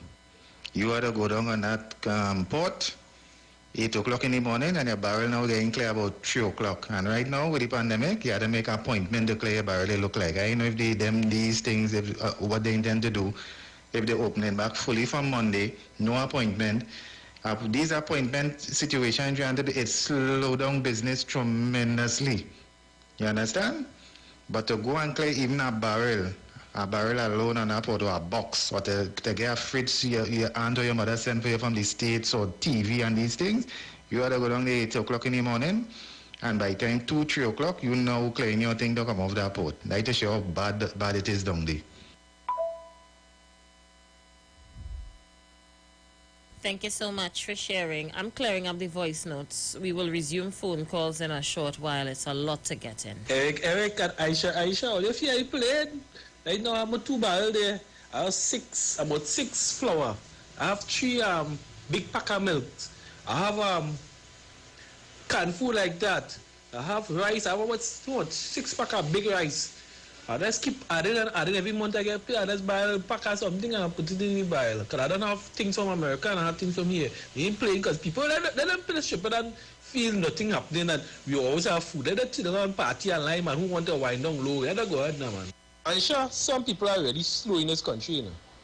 So I think in your best interest, in fact, in their best interest, I feel you better speak very slow for them. For so long, I have been advocating for this is coming. We are warning people. God don't do anything without a warning. People heed the warning of God. Global famine is coming. It is coming. I have already started packing barrels of food stuff. Have my family sending food stuff because we already know what is coming. God have already told us and forewarned us certain things are coming. We know this. Even the high authorities know this. So Aisha is heading in the right direction with this garden. And the thing about it is that people are here taking this thing for a joke because they ain't seeing nothing happening. So they're partying, they're lying, and they're spending money all willy-nilly. They cannot eat money. They cannot eat gold. They cannot eat the plant life substance when you are hungry. And all countries throughout the globe is going to withhold their food for their country, for their citizens. They don't understand that. That is going to happen. Am I speaking slow enough for you guys to understand? That is what is going to happen soon. So you would have to get food. The government and they cannot do it all. You as an individual have to play your part and do your role. I am saving my food. The only thing I have to do is plant some garden. I already have barrels of food stuff to maintain for my family and so forth. I want to bring in 2 more barrels of food stuff because I don't want the window of opportunity to close on me. You all are partying and having a good time, and the window of opportunity is going to close on you all soon, and it will be too late. Shall be the cry for some of you. You're going to cry for your money that you're spending while and you're not investing it in something that you can see tangible, that you can reap at the end of the day. Some food. Plant some food, people. The Prime Minister of the Republic of Trinidad and Tobago was on the right path from day one. When he stated the country is going through an economical strain, where he said that the previous government spent all the money and all kind of thing and plant some cassava because we're going to have some tough times, but we are back abroad. We will go through this together. He stated that.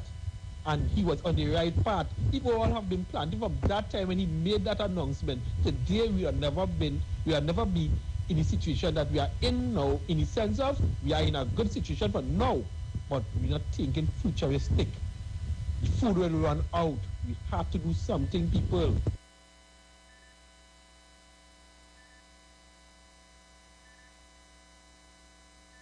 Now let me warn you guys, alright? So the content of this video might be a bit disturbing. However, in June, hundreds of dead cows which in America, because they say it was caused by a heat wave. This happened. This is not the American one. Let me go back. This one was in Asia. I'm trying to pull up the article. We have an ad to go to. Let me do it when I come back. I came across the article a few weeks ago. I'm trying to find it back. Hundreds of dead cattle being blamed on a heat wave in Kansas. It's serious out there, guys. It's getting pretty serious. Let's take that break. We'll be back.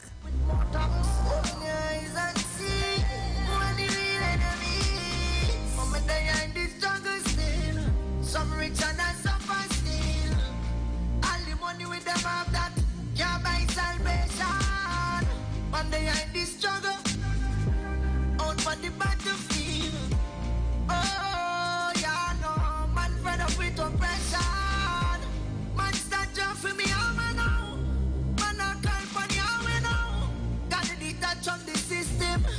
Self-sufficient man far. So I've got to take myself.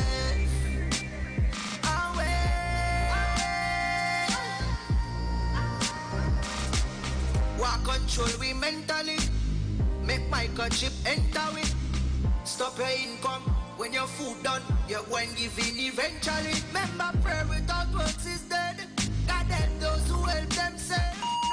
The views expressed are not necessarily the views of the management of the Street 919 FM.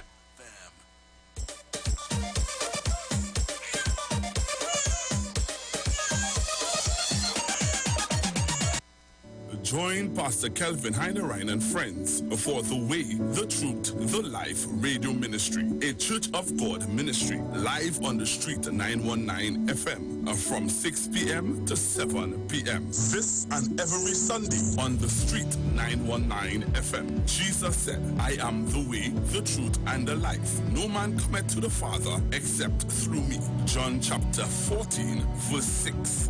For further information, contact 686-3845, 349-5178, or 342-7303. Conscious Talk, where we are at and where we are going. After a storm, there is a calm. Where there is darkness, light follows. Where there is evil, good overcometh. It's Conscious Talk with Steve Antoine. Every Thursday from 10:25 a.m. to 10:55 a.m. It's Conscious Talk. Conscious Talk. Talk.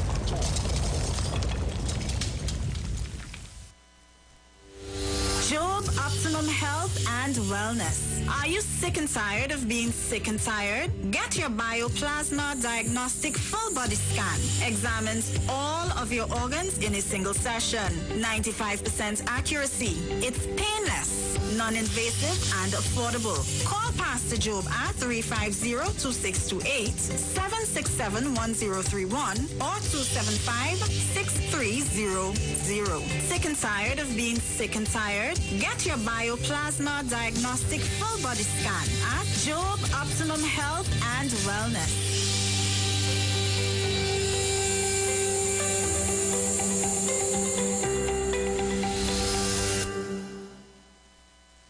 Hi, what's up, TNT? This is Wayne Johnson out of Brooklyn, New York. I always wanted to do something back home, and we're going to be doing our gospel segment on Mondays from 10 p.m. to 12 midnight. That's 10 p.m. to 12 midnight on 91.9 FM. Listen what I want you to do. Spread the word. Spread the word, TNT.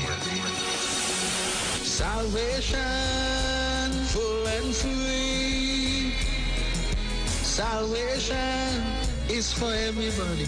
Mondays from 10 p.m. to 12 midnight. That's 10 p.m. to 12 midnight on 91.9 FM. Good about that looking like it real bad. Are you ready for that boat experience again?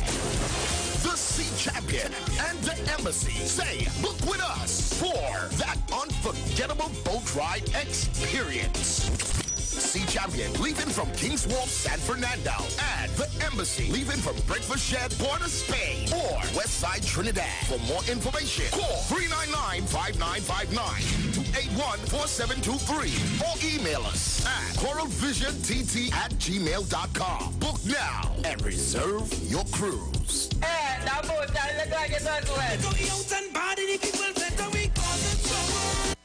This is Bishop Aaron Williams from the Divine Problem Solving International Ministries, inviting you to be part of our broadcast on any given Thursday night from 12 midnight right on to 5 a.m. on Friday morning. And this broadcast is called Early Morning Gospel Market Program. Then we have on Tuesday from 12 noon to 1 p.m. the Holy Ghost Gospel Pharmacy. If you are sick and ill, and you can get from this particular pharmacy, from the pharmacist, the good things of life. Hallelujah. And any Saturday from 10 a.m. to 12 noon, break into the host of the Philistines. Hallelujah. If you are sick and tired of being sick and tired, hearing the babel of false doctrines that you encounter daily, it's about time you get close to God. God's word direct from his throne room in the name of Jesus. God has good plans for his people. Why do you worry so much?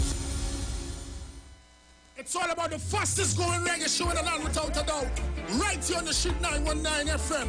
Each and every Sunday from 7 p.m. to 9 p.m. with yours truly, MC Duke, alongside Selector Kochi. So make it a date and don't be late. Rock and come easy, line up, link up, creep up. You don't know reggae rock each and every Sunday. Salute God Amari, King Selassie.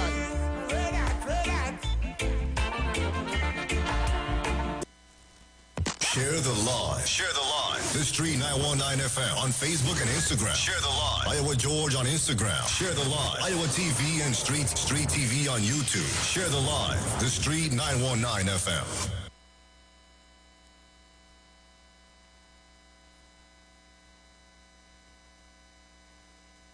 If my people, which are called by my name, shall humble themselves and pray, and seek my face, and turn from their wicked ways, then I shall hear from heaven, and will forgive their sin, and will heal their land.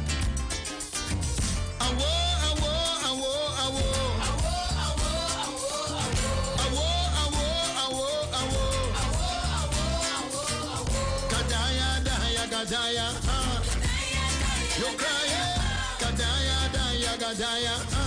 because they're coming on the nation.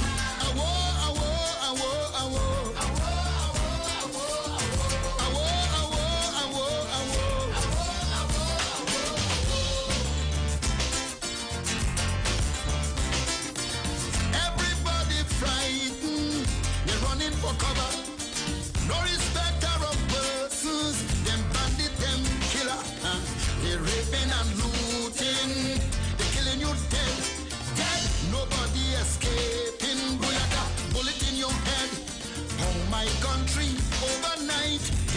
hungry, on uptight, I search out the answer, and this is what I discover. Or you push the creator out, you did one thing in your mouth. So you take him out of the school curriculum, no knowledge of God for your children. Look around you, all you have is teenage bandits. They might have nothing in it but old and AIDS and CXC, but no knowledge of the Almighty. Just because you push the creator out, you didn't want him in your mouth. So you take him out of the school curriculum, you reaping the fruits of your action. Good evening, Aisha. If we play harden for garden, then we barely go have nothing. Tabakit, we can't see pep agriculture. It's a set of old people in agriculture. We want young blood in agriculture. Come on. It's nothing more than a reproduction of the one gone before. All your double standards and your false value, they come back and catch you off guard and confusing you. What you're seeing is yourself manifesting, nothing else. Check the children's performance. I got your envelope. Thank you so much. Thank you so much. Thank you so much. Let me see. Yeah, Miss Janet Douglas, we received it. Thank you, thank you, thank you. At least one person dropping the little dust for the show. What about you? How about some Ollie? Don't forget, people! What about, we have a big interview lineup for tomorrow, but if me ain't get no money by tomorrow, I can't do it. Can't no show. Call on your live. Hi, good evening, Aisha. Good How you evening, doing, darling? Eric, how are you doing? Very good. And good evening to my brother from Barataria. And he's correct, because I want to hinge on his contribution, Aisha.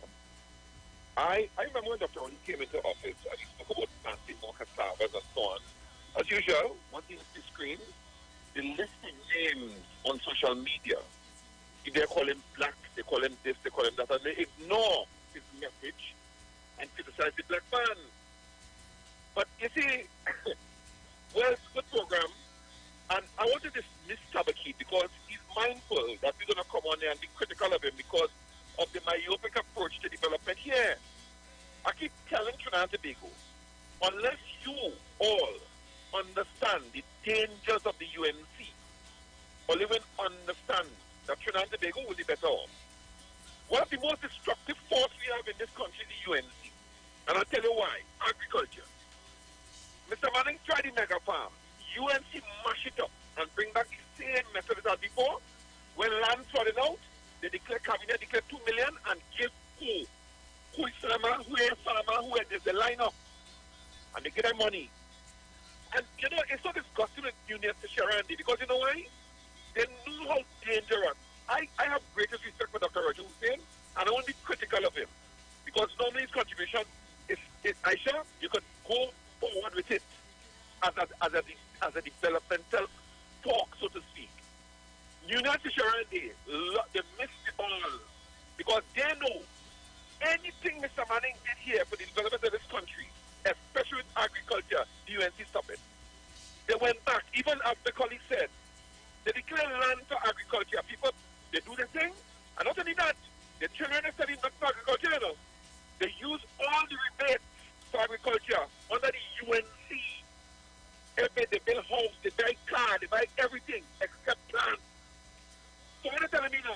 And I want to tell Mr. Hussein, Kazim, go in the rural district and pick your people in the rural district to give the benefits to the plant. Don't tell me about large-scale farming, because I shall well, Mr. Manning did a good study of it and know that, listen, every year you have a problem with land being flooded out. Every year, like the UNC style. When Mr. Manning, and to shape development here, because for all the years I hear about agriculture, it's always, you know, the farm out and the days and they have a problem and pay the farmers and pay the farmers. That's all the year. That's all the year. And I want to tell Mr. Sharon, there are different structures in this society with respect to import. Not only that, you have to manage import because there are a lot of people importing, but they supply employment. When you go to, I don't want to call too much stores and Massey and all these stores, every shelf is not where Massey take, you know. They have people that are working on behalf of other companies for the shelf. So you have to know you're important. But I am telling you, I shall want to be long.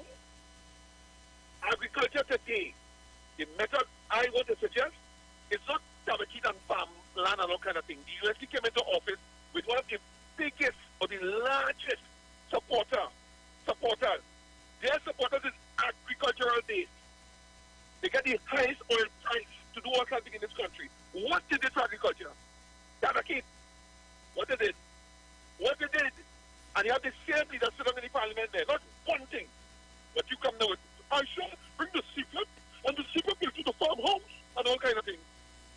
I just feel sorry, I just feel sorry that we here don't understand that Aisha, when even when Mr. Manning spoke about the question of used car industry, where he reduced the amount of years to ship transportation on the road, together with dealing with the train system, was restructured, When they came into office, they stopped that.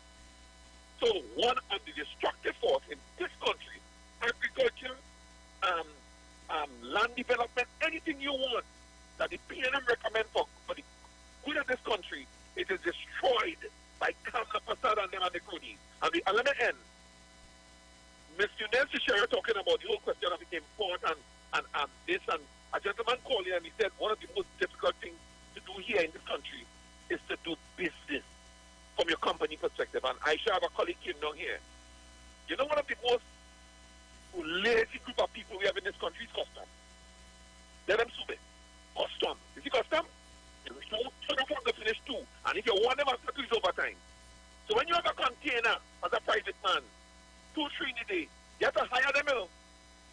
That's the problem. Now, Mr. Manning had the idea to restructure it under the Revenue Authority. It had encapsulated all of them and put a structure. Watson Duke. On the go back, Watson Duke. And you know again, Kamla Prasad Disasa said, no, it could damage 4 people. It damaged 4 people. We still have 4 people every day. The Revenue Authority are working. Customs still coming out when they want. I shall well, let's have a good evening now. Let's have a kid and them wanting to decide with this agricultural thing with farm them. Nothing will happen in this country unless people get rid of UN. Thank you very much. I shall well. Thank you, Rowley Jr. Load on your volume. Caller, you live. Aisha Wells. Yes. A pleasant good afternoon to you. How are you doing today? I'm good. How are you? I am fantabulous. There's a African dress you have on there? Yes, it's an African dress I have on today. You buy that by Rattans? Yes, I buy it by Rattans. Oh, okay. Not by Macy's? No, I can't afford to shop at Macy's. Oh, how come? I don't have that kind of cash, Wall Street.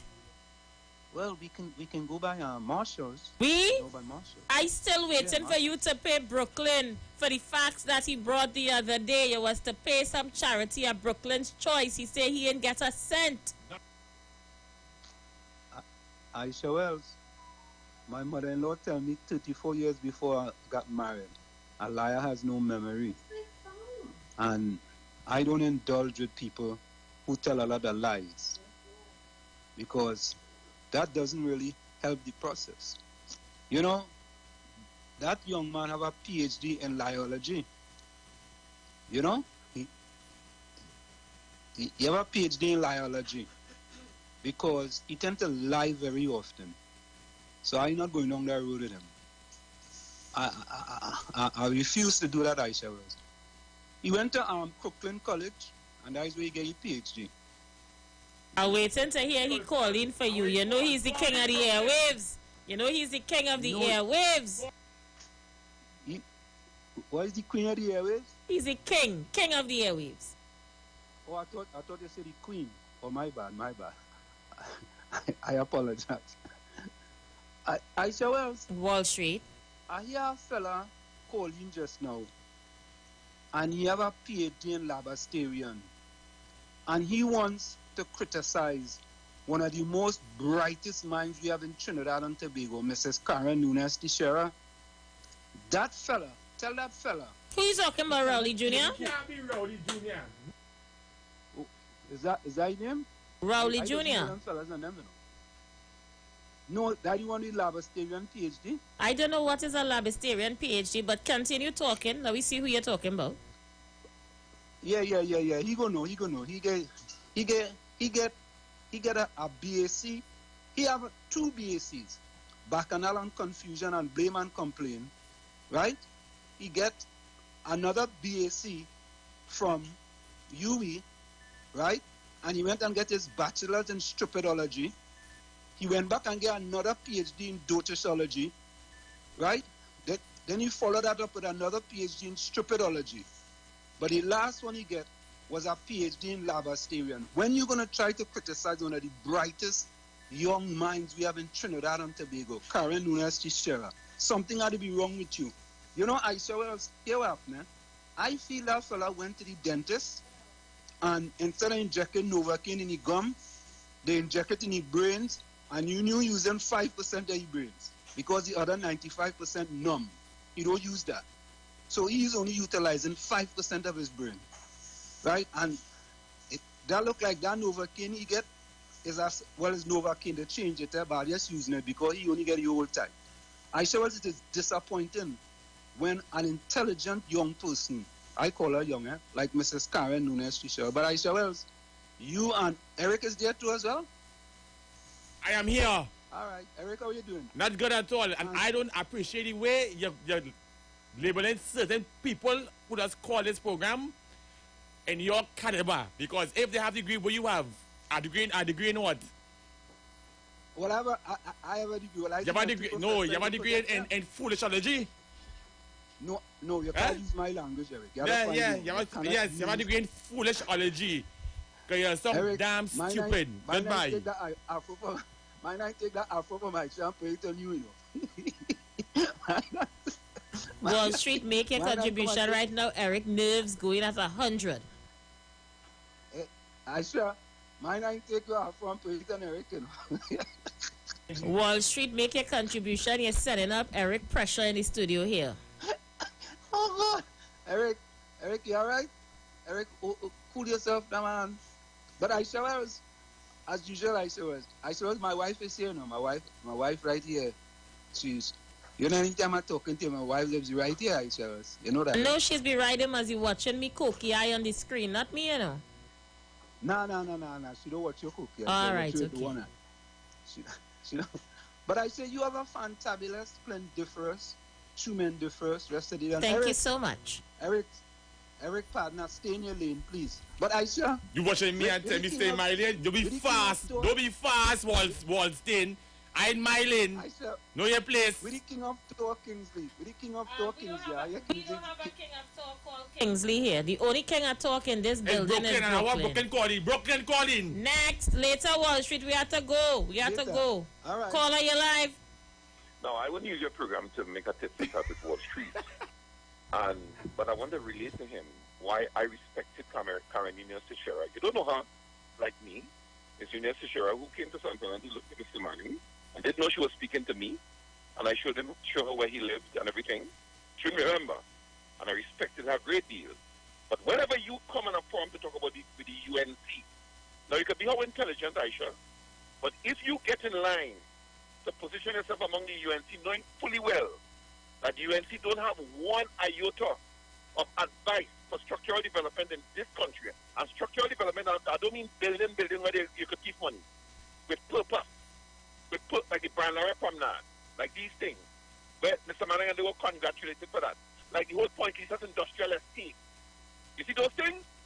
Those are development from a P&M perspective. Name one for the UNC. Name one. They tried the trailer nice one and they take for that. Miss Nunes Teixeira knows fully well that the importation of and intelligence is one thing. You see, when they get political, they defy the whole idea that you're intelligent. And that's what happened with Miss Teixeira. So you come here with some ology and everything is ology. Now, if I am over 60 years and you go to university, I think if you want to be critical of me, Wall Street, as a black man, it has to be a little more articulate. That is one. And the other comfort with, if we're debating, yeah, you could be critical of me, yes. But tell me something with substance in relation to why you think I'm being critical of Miss Nunes Teixeira. And there's a reason. Miss Teixeira knows that. I will even bring up Clico. Because no, that's going down too low now. We're dealing with agriculture and her recommendation for imports and that type of thing. When she knows fully well that for all the years, businesses out there doing importation of thing with the US of US dollars, Mr. Manning tried to have it under control. And the people who destroyed it was the UNC. And let me add to that. Remember the governor of the central bank? He really came the other day. No problem. When he came and he said, this one gets in the U.S. and that one in the U.S., and we have 3 days around the country, what do you have to share your intelligent friend said? Look, Wall Street. I don't know why they call you Wall Street. That's a respected place. I don't think you want to really debate with me or come in my face, brother. All right? Take care of yourself across there. All the best, Aisha. And Eric. Thank you so much. All right, let us see. Aisha, okay, I have to read that over. A call came in. Let's see who's there. Caller, you live? Good afternoon. Who was the people that mashed up the Agricultural Development Bank? Wasn't this set of people who had a set of cow farm all in Waterfield, and when they sell out the animals, they buy Maxi and put it on the road? They were the ones who damaged it. The set of people who calling for land for farm now. When they currently get them land, they sell the land. Yeah, they do no planting and buy BMW and all high-end vehicles. Thank you. Thank you so much. All right, let's get some more voice notes in. Hold on. Okay, we'll take a call. Caller, you live? Aisha, good afternoon. Good afternoon. Good afternoon. What happened to this man, boy? Oh, God, I don't eat to know. What happened? You know when he calling Rowdy Jr. Lavastarian, you know what you mean by that? You know what you mean? No, what you mean?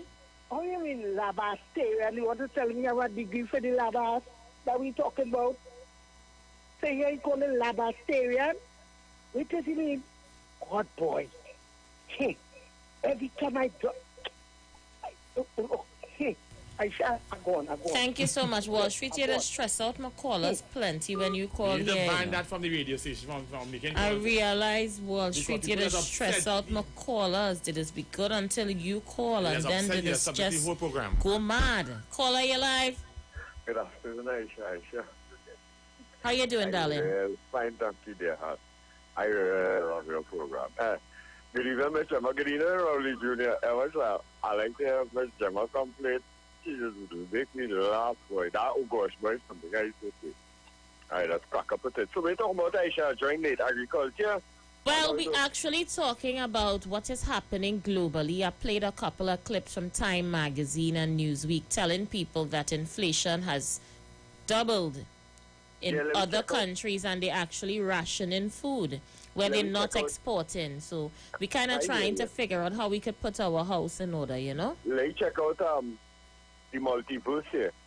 A part of our character that still exists, that affecting us right now. The mega farms. You know, we had to get back to that kind of thinking. You know, as Rowley Jr. pointed out, you don't talk about the development in this country and the vision that this government had for it. And you know what has given up by Rowley Jr. and others? Them does be vexed, we the support. I share, they does be vexed, we supporting the party that's you can understand. They love their party and the nonsense that's going with. But when we come out to defend the PNM government, they does be vexed with us for liking the PNM, and that does blow me away, Dread. They really don't have, everything is upside down. What did she call the latest program? Some insult she gave the latest program, what we boy dealing with here with them, you and them, in terms of the agricultural program and stuff like that. And I want to get the nation an idea. It has something called spirulina or algae. YouTube it and Google it, right? It's something that could be grown in the home, right? It provides 50% of the Earth's oxygen. It is the highest source of protein of any food that is consumed. I don't know if I could be allergic to it, but I want to conduct an experiment with it. Spirulina, S-P-I-R-U, R-U-L-I-N-A,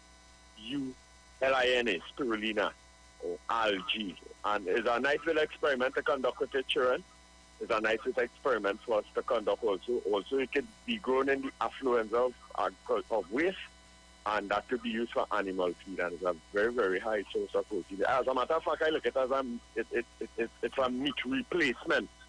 We should lower our diets down the food chain and stop trying to get the protein from what the animal and get it from what the animals eat to get it.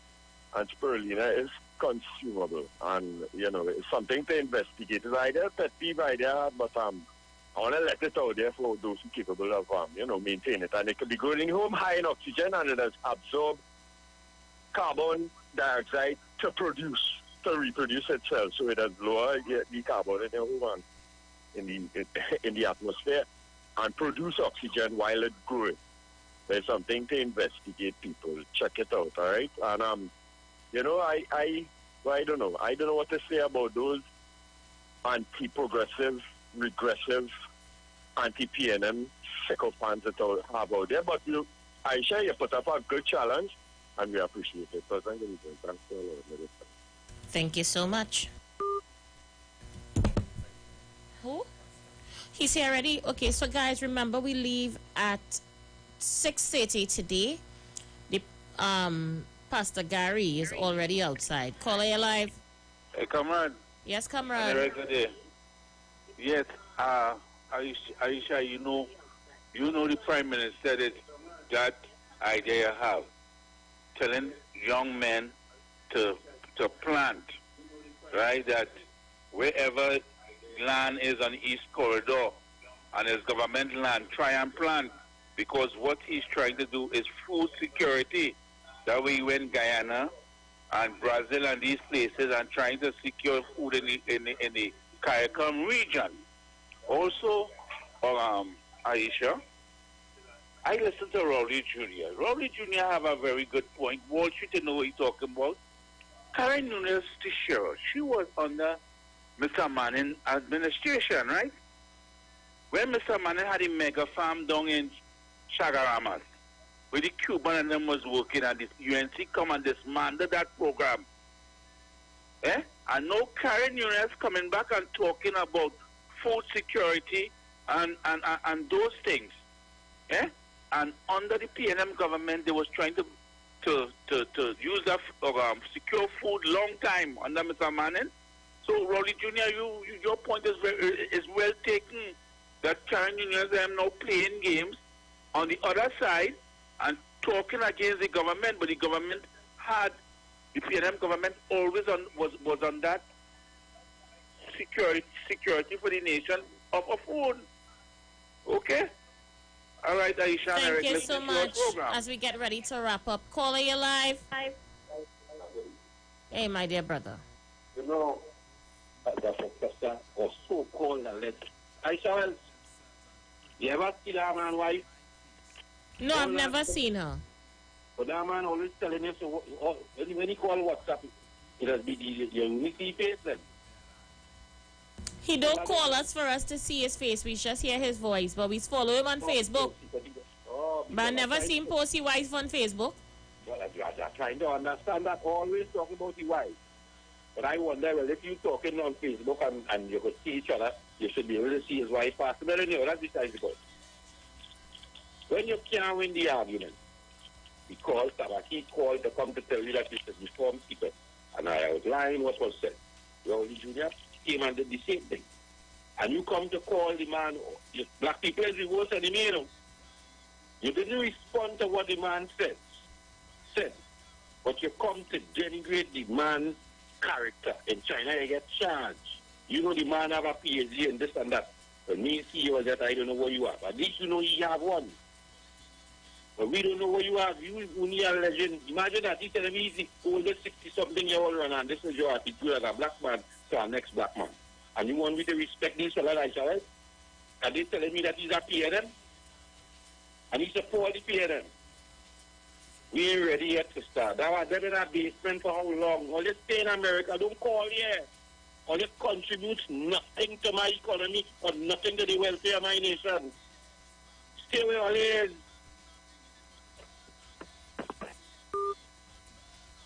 All right, let's take this one. Caller, you live? Yes, good afternoon, Aisha. Hello, sorry. Good afternoon. Yeah, Aisha, I want to ask you a question. If African people can head the Ministry of Agriculture, because it seems to me that every time they put in somebody in agriculture, it's an Indian, so it seems like African people carry on agriculture. When I know in this country, the people You know, I never paid attention to that. check it out and see something. When I know the people in this country who produce food, we talk about food, dashing, cassava, yam, edos, African people, we produce food. We don't produce sauce, we produce food. And yet they never put one of us to excepting for Leonard Robinson. You understand? All the other ministers, all the Indian ministers running agriculture. And you're in a problem. The problem we have, they are opening the agricultural development bank so they can get loan to do agriculture. They borrow all the money, they never pay it back, and we are messed with agriculture. I remember when they were not Tucker Valley under the UNC, there was some man had the program running with the Cubans. They were shocked when they saw what was happening down there. And what happened? They shut it down. But there was a reason for shutting down these things. It's their own interest to sue their people. They come back again with the Agricultural Development Bank. I want to see how many Africans are going to get loans to do agriculture, because we are the one doing the burden of the work, you know. All up in Matura, all up in Mayaro, all about the hard work. Is we doing all the hard work in agriculture, and they're benefiting from it. They buy car, they send the children to school, they teach them to, they send them to be doctors and lawyers, and we still are messing with agriculture. You see, goat that's come from Tobago by the boatload, by loads, you know. Goat. I see they put it so like they take him and put him in a position to give money. The goat, they just go to Tobago and buy goat and begin on here. You understand? So I can't understand what this because it seems like every time they have to put in agriculture, they pick an Indian. And that tells me something, you understand? You're saying that we can't do agriculture when we are the backbone of agriculture. When they came here, we had to replant our ancestors, had to replant all the agriculture. They didn't come and plant nothing. You understand? They planted nothing. It was already cultivated. You understand? When they came here. And it's a starting to see that we don't have the knowledge and the experience and the understanding that they had to change it, and put African man in the agriculture. How about good evening, reach home safe? Thank you so much. We're out to hear people. Closing comments, Eric. Hi guys, it was nice. Be safe out there. Don't forget your contribution for tomorrow's program. Yeah, inbox us, all right? We're out of here. Have a good one. Catch you guys.